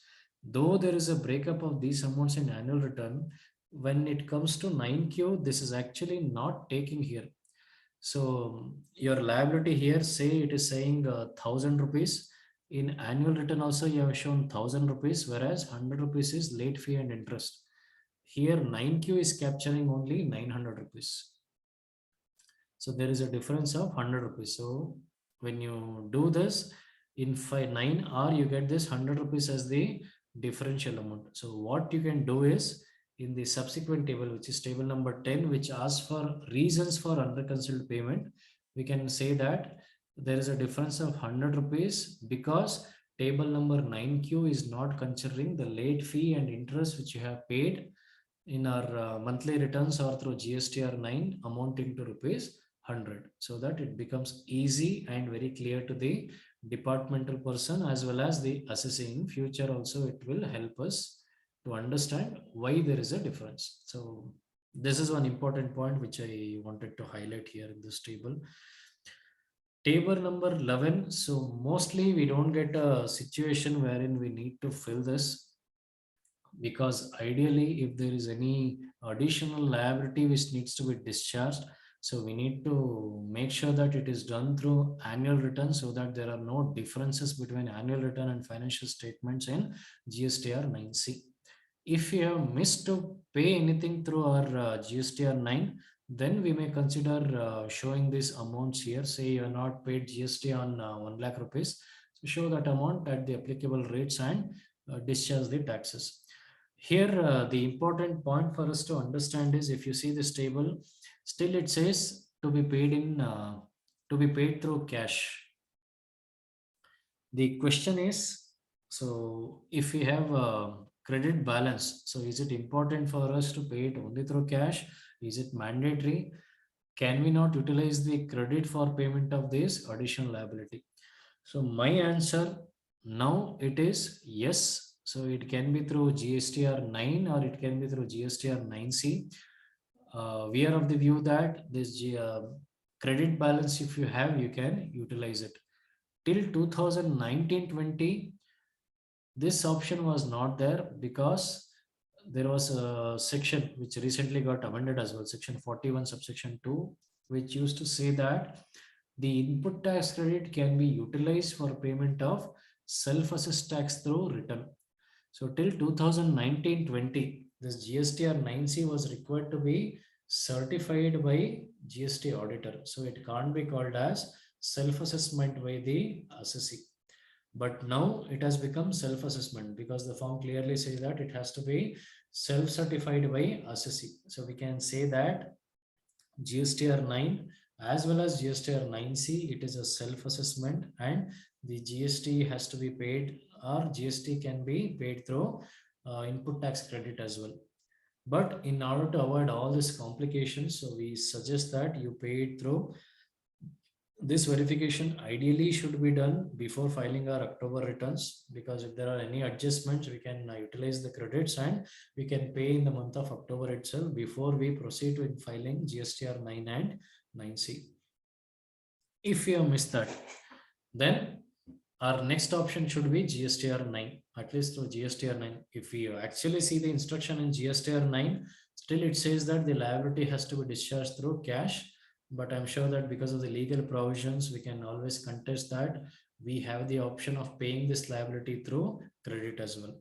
If we have missed that, then the last option for us is to pay through GSTR-9C with proper disclosure. Next comes the reconciliation of input tax credit. So this is where a substantial amount of time is spent by the SSS, because turnover, we may have lesser invoices, but procurements will always have more numbers. So 12A, here we should start with, there is no concept of gross input tax credit then net input tax credit. So straight away we have to start with reconciliation of net input tax credit. We need to take for table number 12A, This table 12B, 12C was optional till last year, but from this financial year, that is 21-22 onwards, it is mandatory for us to give this breakup. So make sure that you are filling this entire information. So 12A, we should start with the input tax credit after all the reversals. So what is happening in 12E is ITC claimed in annual return. So this table is capturing the input tax credit as per annual return after all the reversals. All the reversals means it could be Rule 37, Rule 39, or Rule 42, 49, which we discussed. So net of reversal, we need to show the amount in 12A. Then if there is any credit which is booked earlier in earlier financial year, say you have got some invoices in the previous financial year on March 31st. So you have accounted that in your financial statements as credit and purchases, but actually you are not claimed it in your returns because you have not got the goods into your premises. Because one condition is that you should actually receive the goods into your premises to take the credit. So you have not done that. If you have postponed or deferred the credits, then you should show that amount here to adding it to the present financial year credit. Similarly, there could be some credits in the end of the financial year which we may have to defer and take it in next financial year. So that amount needs to be reduced. So after all this adjustment, so we will have a net input tax credit amount which we need to match it with our annual return net credit. So ideally this should match. If there is any difference, then the reason for such difference could be excess credit or short credit. So that needs to be mentioned in next table. Table number 13 asks for reasons for the differences. So this table should have the reasons. Table number 14, though I suggested that table number 5, which talks about the gross taxable gross turnover, wherein there are different reasons which are provided, and I asked you to fill in wherever it is possible in the interest of everybody. Table number 14, it is very similar, but it is in respect of expenses. So this table is also optional now, but I don't see any advantage in filling this information also, whether it could be for department or it could be for us. So this is optional. So I suggest that even we need not break our head in getting a breakup of all these different line items to fill this table. And this is going to be very, very complicated exercise. Well, so my suggestion is ignore this table 14. In the final amount, you can show this, say table number 14R, you can show that total amount eligible as per A to Q, which is as per your financial statements, which will get matched with your annual return. If there is any difference, again, the reason is it could be wrong credit taken or it could be short credit taken. These are the two reasons for which there can be differences, which we need to highlight along with the reasons. Because of these ITC differences, if there is any additional tax which we need to pay, so that information can come in table number 16. The part 5 is the final table in this form, wherein the additional liability due to non-reconciliation has to come here. Here also, if you see, the instruction says that it has to be paid through cash, but as I said, for the reason stated, so it can be through credit as well. Here, if you see, there are certain additional checks which we need to make. So the differences can be because of the taxable turnover or because of the wrong credits. And there are few other items. So if you see table number M says erroneous refund to be paid back. So if the assessee or the client has taken any wrong refund, so it is our responsibility, if you are helping them, to guide them in saying that you have claimed this amount, which is a wrong refund, you have to pay back this amount. So where will we show this amount? So these details can be shown in this particular table. If there are any other outstanding amounts which needs to be settled, say there is one issue which is going on and you have a final order which says that this is the amount which needs to be discharged, which is outstanding, then such amount can come into this table wherein they can discharge the applicable amounts. If there are any other reasons for which there is a liability, so that can come in table number O. This is the last part wherein the verification has to be done by a registered person. Very important. and this may have a lot of implication as well if the form is not filled in a proper way.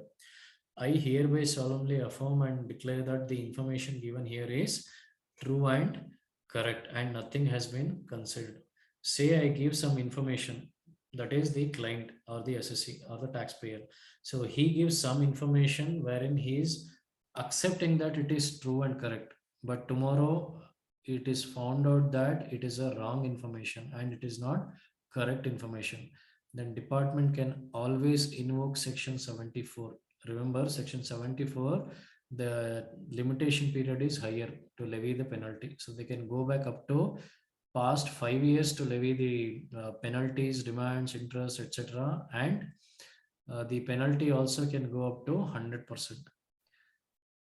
So this is the time wherein if there are any mistakes in filing the GSTR 9 or GSTR 9C, so the assessee should take a proper care, and the information which he is going to give should be true and correct. Sometimes it may happen that say the turnover which is not subject to GST, it may be zero rated supplies.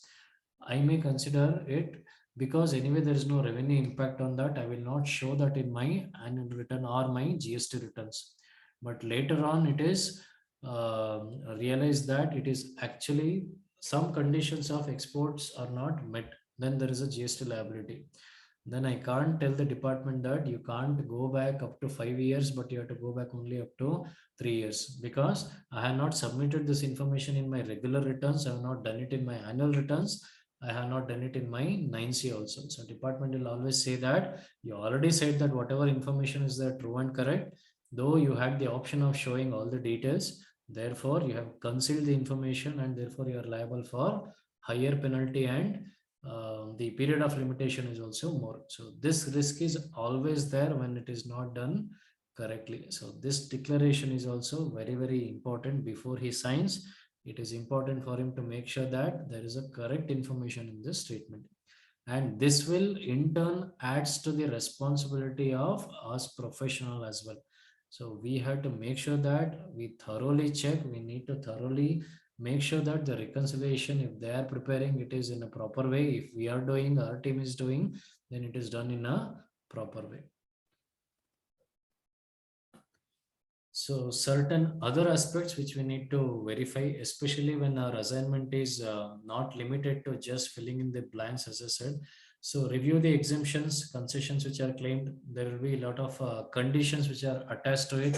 You also read the notification to understand if it actually exempted or subject to concession rate. Say for example, merchant exports. So merchant exports, we have the option of paying only 0.1% as the tax amount, but it comes with a lot of conditions. So whether these conditions are satisfied by the client or not, that we need to verify.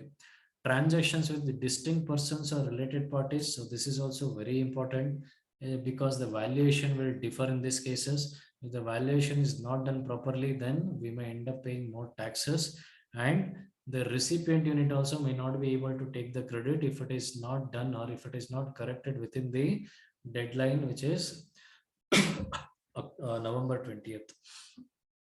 Nature of supplies. So we know that if we consider if there are two or more supplies, if we consider it wrongly as mixed supply or composite supply, then we may end up paying higher rate of tax or lower rate of tax.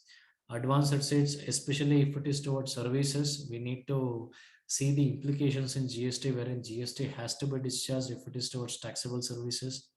Export conditions and documentation. Sometimes what happens is I have seen cases wherein the clients have been suggested to pay taxes if the certain export conditions are not met. For example, if you see 96A, rule 96A, it says that there is a requirement to give a declaration that if the export realization is not made within 1 year or the time limit which is specified by RBI, or in case of goods, if it is not exported within 3 months after it is cleared from factory, then I will undertake to pay the respective GST amount which is there. So the 96A requires us only to give a declaration. It is not a levy section as it is. Therefore, we don't have to suggest them to pay any taxes. It is only a procedural lapse, and we should tell them that this procedural lapse needs to be corrected. Then there can be sale of fixed assets, especially the motor vehicles. So in case of motor vehicles, there is going to be GST liability.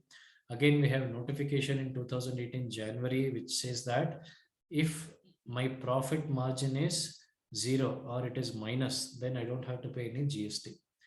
Again, the sale consideration, it has to be matched with the depreciated value as per income tax provision, not Companies Act provision. When compared to that, if there is an additional margin we are getting, then we have to pay the GST. And again, there is a concession rate. Generally, for new vehicles, we have to pay 28%, plus there is going to be a cess of 22%. But in case of used vehicles, there is no cess amount. It is only a basic amount, and the maximum rate which is there is 18%. In case of lower end vehicles, it is as low as 12% also. So we need to check the fixed asset register to see if there are any sale of fixed assets and motor vehicles. This benefit of margin method, it is applicable only for motor vehicles. If you have any other goods, say you have a furniture which you have sold, then in such a case you have to pay the GST on actual consideration which you are receiving. You don't get the depreciation benefit. There could be sample removals, there could be some supply schemes, then there can be a sale on approval concepts. We need to see what is that implication under GST. Time of supply concept. So many a times, especially in case of services, so we may see that there is delay in raising the invoices. So there is a requirement that within a period of 30 days after completion of service, the invoice has to be issued. If there is a delay, then there is a interest implication which is going to be there. So this is also something which we need to verify when we are verifying the outward supplies. In case of procurements, so similar conditions or the verifications are there. If there are exemptions or concessions which you are taking, say we are a EVO unit, or we are procuring the goods for EPCG compliances or advanced license. So we need to make sure that we are fulfilling all the conditions which are attached to it. So ITC, we know that there are certain conditions which we need to fulfill. So make sure that these conditions are also fulfilled, and you are also verifying that. Restricted credits, again, we need to verify that. There is no doubt in this. This type of tax claimed as ITC. So this issue is very, very common when there are multiple GSTNs. Because what may happen is, so I have received the goods in Karnataka, but actually I have accounted this in Maharashtra, because vendor also has made a mistake by giving the GSTN of Maharashtra instead of Karnataka. So I have taken this credit in Maharashtra, but actually I have taken the credit actually I have received the goods in Karnataka. So what happens in this case, if I don't identify such cases well in advance, so I will lose the credit in both these cases. So I will lose the credit in Maharashtra because I have not received the goods, and I should also reverse the credit from Maharashtra because I have taken it wrongly. So this credit, again, I can't take it in Karnataka beyond time limit. So that's why I said this verification exercise, ideally it should happen well in advance, maybe in the month of September, or maximum it should happen in the month of October. Similarly, RCM liability. So especially in case of this foreign currency expenses, and there will be a lot of credit card payments which we miss out for considering the reverse charge liability.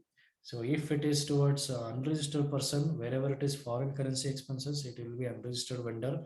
So we have some reason to take the credit, and some interpretation can be made. If it is from an unregistered person, sorry, registered person, then we have to take the credit, but we will not, we have to pay the taxes, but we will not be able to take the credit because we don't have to generate the self invoice, and we can't take the argument that the time limit is still there.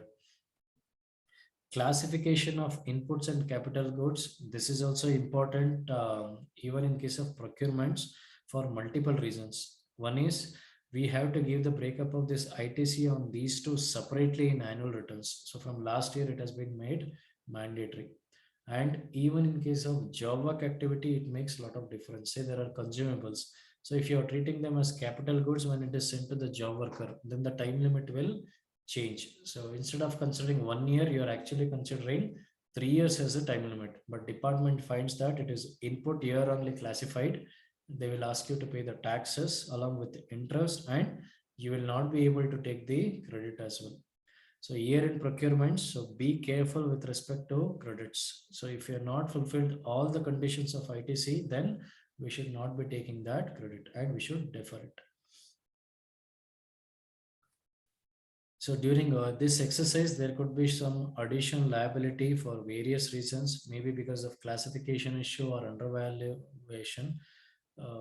This aspect we already discussed. As per the annual return 9 instruction or the 9C instruction, it has to be paid in cash. But now, because this is self-assessment, we can pay through credit also is our view. So identify all these liabilities before September or October, because sometimes it may happen that we have the option to pass on this additional liability to our customer. Customer will also be able to take the credit and they may pay us the amounts. But if you identify this after this time limit, so customer also may not appreciate this because he will lose the credit because of the time limit, and he may not pay you this differential amount also because it is your mistake. So be careful in this case. Excess ITC, there is always a confusion with respect to rate of interest, mainly because of this section 50 subsection 3. So it says that the interest should not be exceeding 24%. So many of the assessees have been paying this interest at the rate of 24%. But now, very recently, there has been an amendment and also a clarification, because the section 50 subsection 3 had a technical issue. So they had referred it to GSTR-2 and GSTR-3, which we actually not filing from the beginning. When these two are not at all operative, then there cannot be interest under this section at all. So actually we can go back and we can contest that there can be no interest under section 50 subsection 3 for wrong credits, because it is linked to section GSTR-2 and GSTR-3. But so to be on safer side, what the government has done is they have done the changes. They have said that the interest rate is 18% in this cases. They have given a notification also, and they have also removed that link to GSTR-2 and GSTR-3.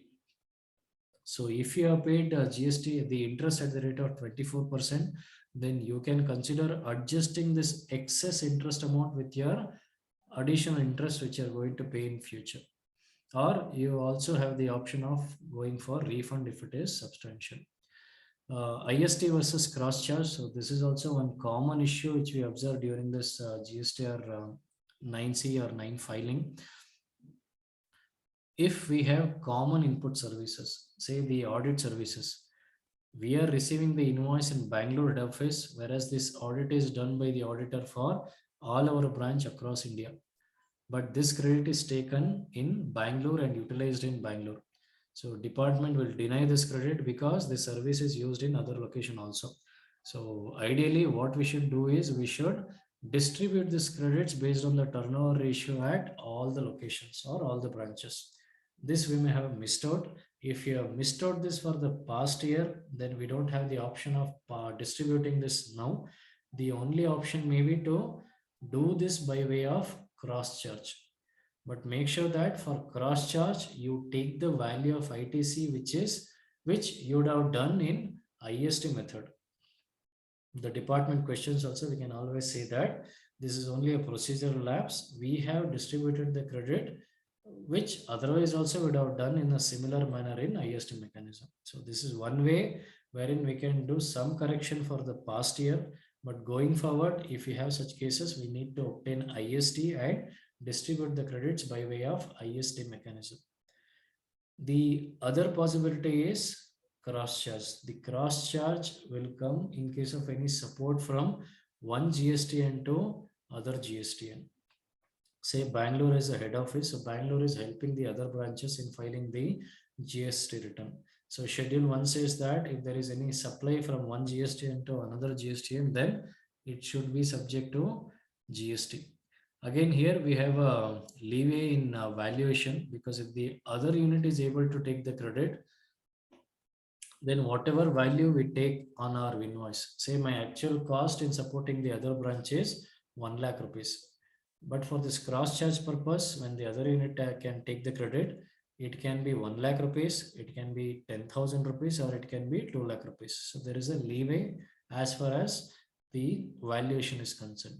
So we need to make sure that if you have any support services to other location, we comply with this as well. There can be scenarios wherein, especially in case of manufacturers, so there will be stock transfer to these branches for further sale from these branches or godows. So in these cases also there will be some services which are given as support. So in these cases, we can always argue that the value which I have considered for payment of GST on this stock transfer of goods. So this already includes the other service values, because generally what I do is I consider the sale value from the other branch for paying the GST. Otherwise, there will be a accumulation of credits or at either of the places. So in such cases, I can always argue that the cost of the product which I have considered for stock transfer already includes all my cost in my business. Again, I don't have to do additional cross charge for services. So this is one argument which I can take if I have stock transfer of goods. So wrong type of GST. So this is also a common issue. Because I have considered wrong place of supply, there can be a mistake. So luckily we have section 77, which says that if there is a wrong type of tax which is paid due to place of supply issue, then there is an option to claim refund of wrongly paid tax and the correct taxes can be paid. And there is no interest liability for the difference also. So this is one provision which is there. And very recently, there are certain clarifications also which are issued with respect to this. Because one doubt which was there here is whether the time limit, say 2017-18, I have made this mistake. Now, if I have to claim this refund, whether the 2-year time limit is applicable. So the department has clarified that this time limit is applicable when it is identified that there is a mistake. So department comes for audit now. So today it is identified. So this 2 years time limit is from today. So today I can pay this taxes and I can claim this refund within next 2 years. We also have one High Court decision. So this was with respect to e-way bill. So this is also something which we can rely on if there is a mistake in tax payment. Say the wrong tax payment is not because of place of supply issue. I have given a correct invoice. I have ascertained the correct place of supply.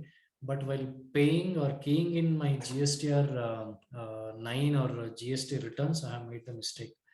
So in this case, the court ordered that tax officials, so because they have the control on all this, they can always change this tax head from one head to another. So you have to pay IGST, but you have paid C&S. So you only get it changed. So maybe we can rely on this provision also to get it changed. Wrong type of GST under reverse charge mechanism. So this is also a very common issue. So we need to make sure that we refer to place of supply when we are paying tax under reverse charge. Otherwise, that credit itself may be questioned by the department. So here we can't take the benefit of section 77 because if you see the heading of section 77, it says that wrong taxes collected. In case of RCM, we are not collecting the taxes. So intention appears that it is only for the outward liability, and in case of RCM, we may not get that benefit. So be careful. So wrong type of ITC. So this is also a very, very common issue. So what may be the solution for this? Ideally, this situation should not come and this rectification should be done before the month of filing this October returns. If you have missed that, then what can be the arguments? So if you have claimed CGST, SGST as IGST, I don't see any remedy.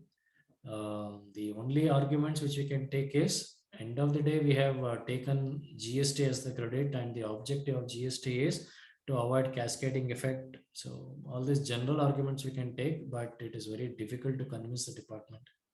The other possibility is IGST has been taken as CGST or SGST.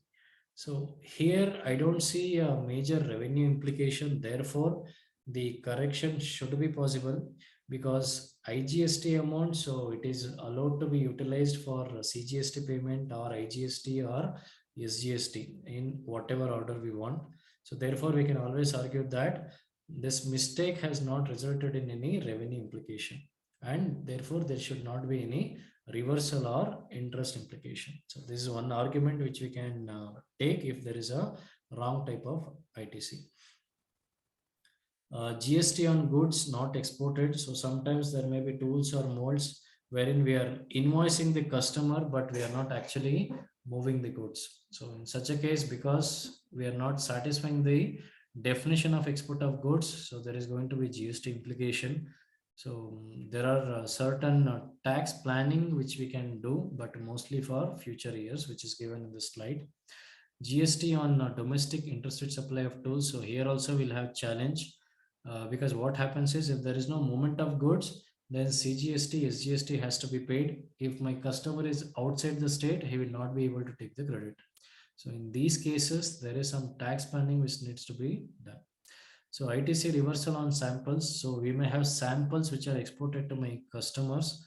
In these cases, because it is not a supply, because if you see the definition of export, it says that first it has to be a supply. When it is not a supply, because there is no consideration, so the GST credit reversal is applicable. This is what has been clarified by a circular. If such removals are to our related parties, we know that if it is to a related party, then it can be without consideration also. And for export, I don't have to have any consideration. So I can always say that though it is a sample, it can be considered as supply without consideration. If you have cases wherein you need to send it to foreign customers and you have a parent company in the same country, then you make sure that you send these goods to your parent company. From there, it can be moved to the final customer. So this is one way in which ITC reversal can be avoided. Rule 42. So this is also something which we commonly observe that it is not complied. But we have to be careful in considering the exempt incomes. Schedule 3, we need to consider it properly. If it is a Schedule 3 item, then we don't have to reverse any credits. For example, high C sales, we don't pay any GST, but because it is considered in Schedule 3, we don't have to reverse any credit. Sale of duty scrip, very recently they have clarified in the 47th council meeting that this GST credit reversal is not required in case of duty scrip sales. If there is any reversal which is already done for 2021-22, then that amount can be adjusted with other reversal. If you have additional ITC to be reversed, then this extra reversal which I have already done, so I can use that. Bank interest income, there is no requirement to reverse any credits. If there are any sale of securities, then the law requires that 1% of the sale value should be considered as exempt income. So we need to be careful. There are also cases wherein mutual funds will be there, mutual fund redemption. So in case of mutual fund redemption, there is one contention which is possible. There I can say that I am not selling the securities, though mutual fund is also security.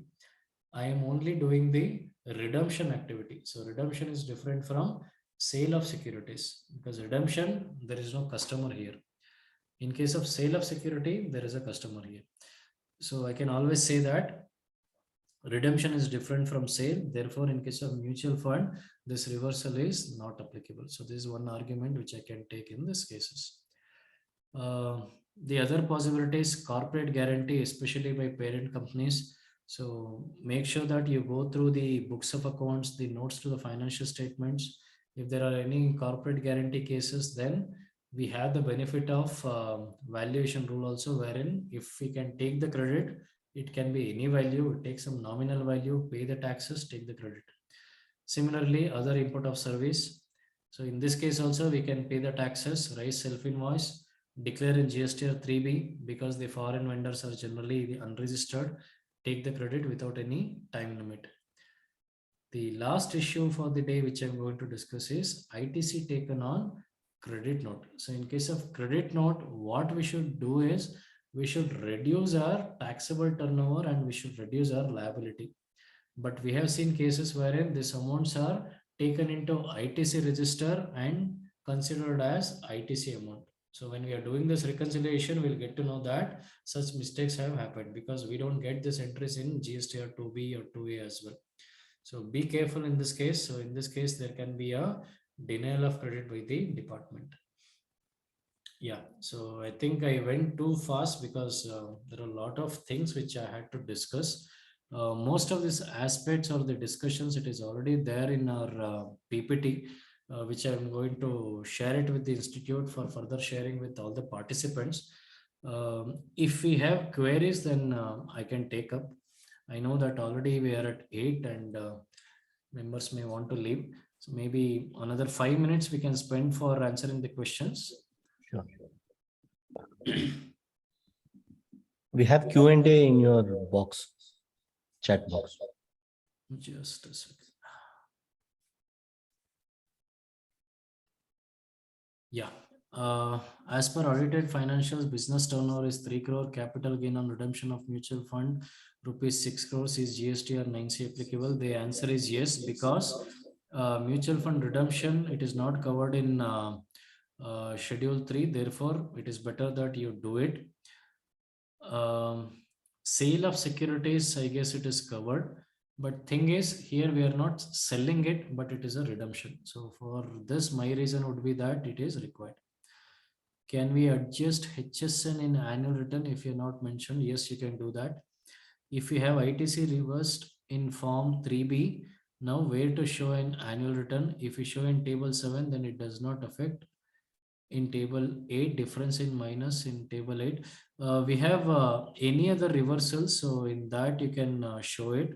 If you can't show it, then what you can do is anyway that will get adjusted in table 12 of GSTR-9C. In reasons, you can always mention that there is a reversal which has been already made through 3B of so and so month.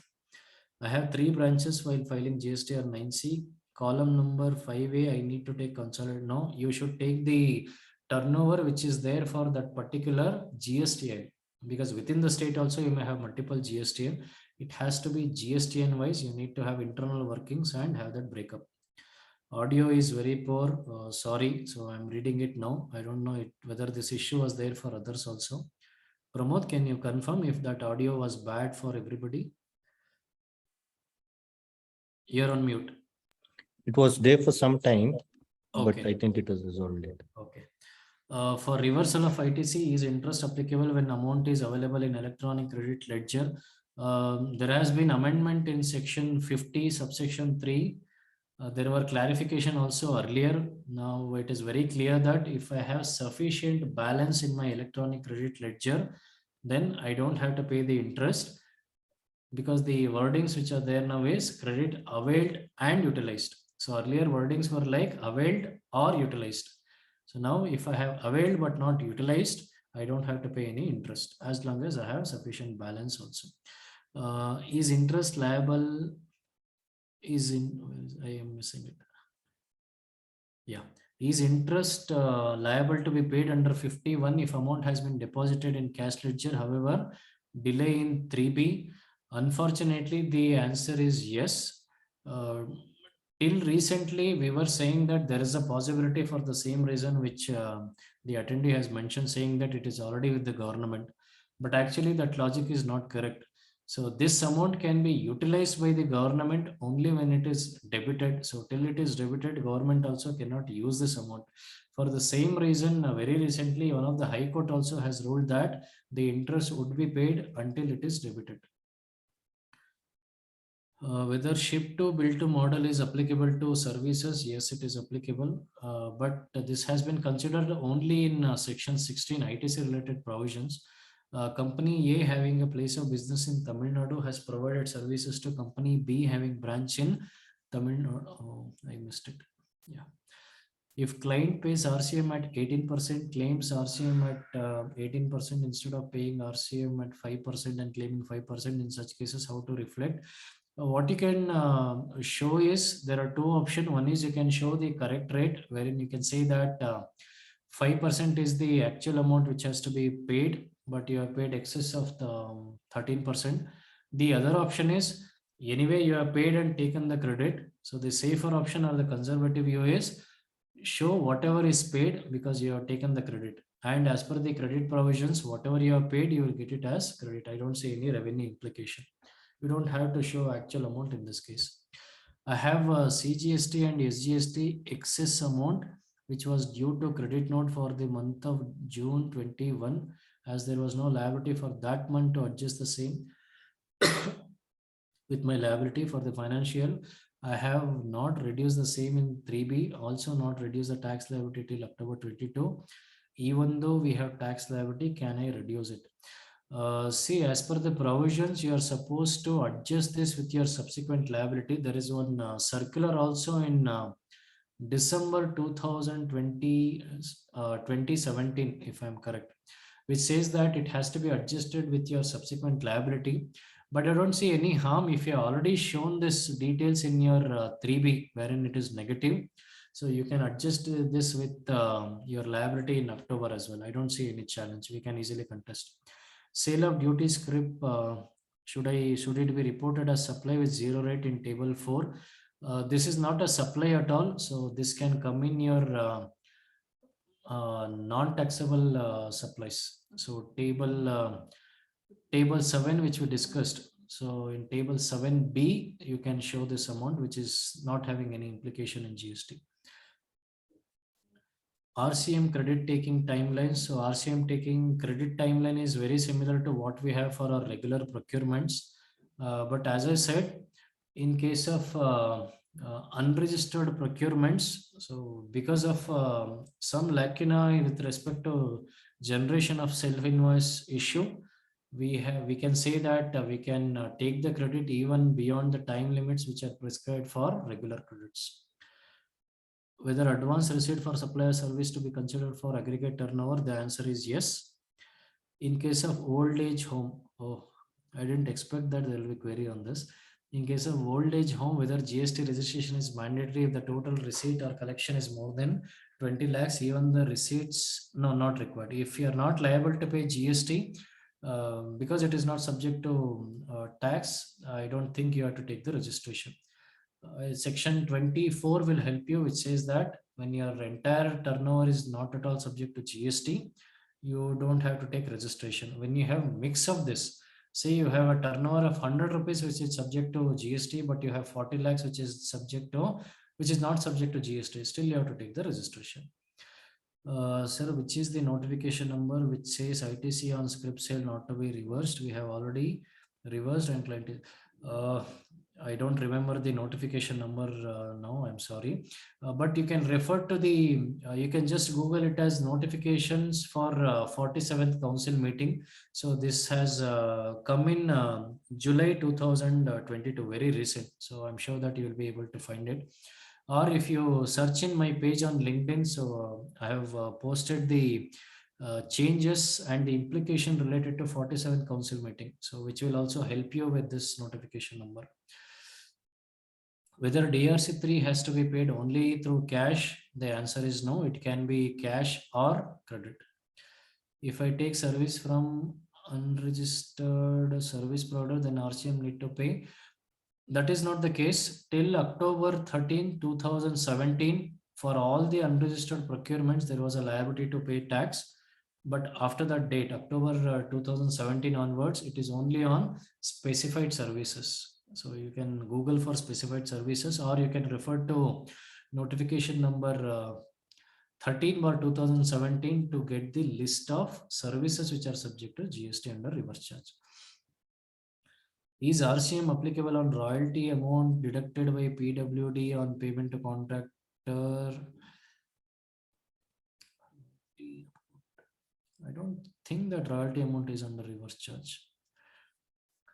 GSTR-3B versus 1 in 3B turnover not declared, tax not paid, but tax paid not adjusted, the same adjusted in annual return, and DRC3 done, whether interest is applicable. See whether if you have the liability in a particular month till March 2022 and you have not paid GST within the time limit, then interest has to be paid even though you are declaring through annual returns. How to show sales made through aggregators in GSTR1? There is a specific table now. This session is not for now one, but very recently they have made the necessary changes, and GSTR1 you have a specific table to show these details. wherein you're making supplies to restaurants. Sale of share or securities, it's non-GST supply and GST is not applicable. Yes, GST is not applicable. Sir, what to do in case of data mistakes in 9(9)C once it is filed? You can't do much. So maybe what you can do is you can write a letter to department saying that in table number so and so, the amount is supposed to be so and so, but we have considered the wrong amount, or this is the mistake which has happened. So request you to consider so and so amount in table number so and so. As there is no option to revise the GSTR 9 or 9C, we are writing this letter to do the required rectification. And we have also seen one example, only one example. Okay, so I'm not sure whether it actually can happen in most cases, wherein the SSC, they approached GSTN and they actually got this amounts rectified also. This was in 2017. So this was a very special case. So I don't expect you to do this mistakes because this option may be there. So the easy option for you is file correct returns. If it is not done, then what you can do is you can write a letter to department and tell them the changes. I think in chat also there are some questions. If you would like to take it. Is this from chat? Whether DRC has to be paid only through cash? It can be paid through ITC also. Can you explain the turnover to be shown in case of different branches in 9C, the turnover of respective branch? Yes, the answer is yes. Our consolidated financial statements will have total amounts, but we have to arrive at the turnover for respective branches or GSTN, and we have to show that particular amount. Otherwise, you can't match it or reconcile with the GSTR 9 amount. There will be a huge difference. Whether credit note is raised and subsequently only turnover is reduced in 3B but not tax liability, can we reduce the liability in subsequent month? Yeah, I think you can reduce that liability in subsequent month. Again, it is subject to that time limit of October now for last year.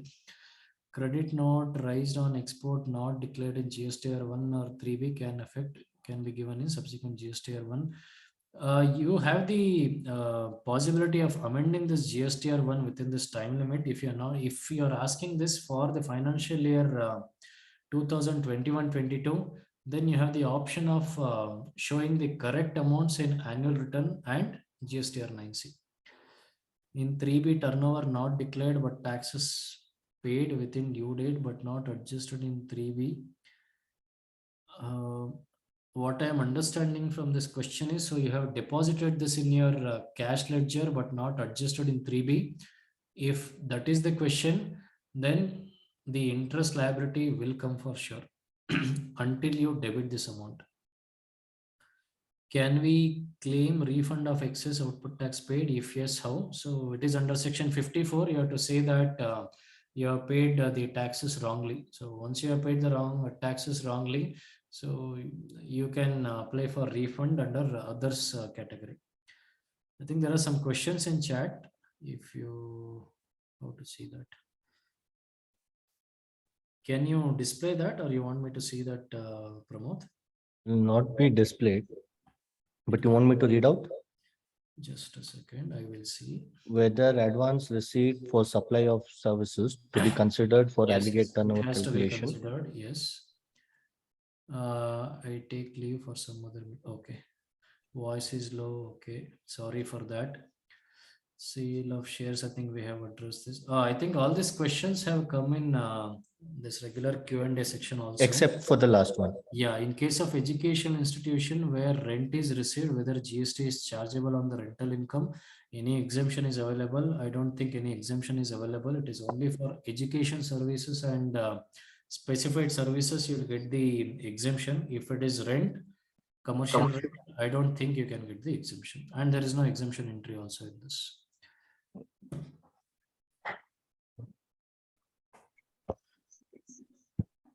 Yeah, I think we have finished with all the questions.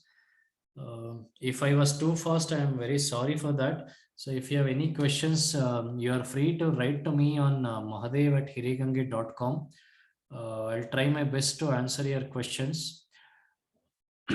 And lastly, I would like to thank Srinivas sir and CA Pramod for this opportunity and coordinating for this program.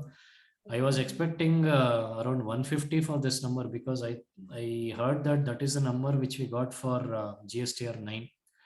But seeing the number of 350 or so really I got scared. Hope that I could add some value to participants. So feedbacks or suggestions or any queries, please free and write to me at mahadev@hiregange.com. So thank you once again to everybody. Yeah. Thank you, sir, for thank you for making up this session and also clarifying a lot of queries which was raised by our members. And definitely members, of course, we did see, as Mr. CA Mahadev said, even the registration, what we saw till the last moment and the last registration which bumped was too much. So thank you for turning out in large numbers, and definitely hope sir could answer all your queries, and he did make a value addition in the knowledge kitty what you had in the start of sessions. Thank you, everyone. Thank you for making this event, and please continue to subscribe to our regular upcoming programs. Thank you, everyone. Thank you. PPT, I will share it with you, Pramod. I think Sure. We will upload it on the branch website so that it is easily available for the download. That is for the information for everybody. Somebody has requested for it. So please get it from the website. So tomorrow itself, I'll share the PPT. Yeah. This will be uploaded in the due course. Thank you. Thank you. Thank you, everyone. Good night. Thanks, everybody.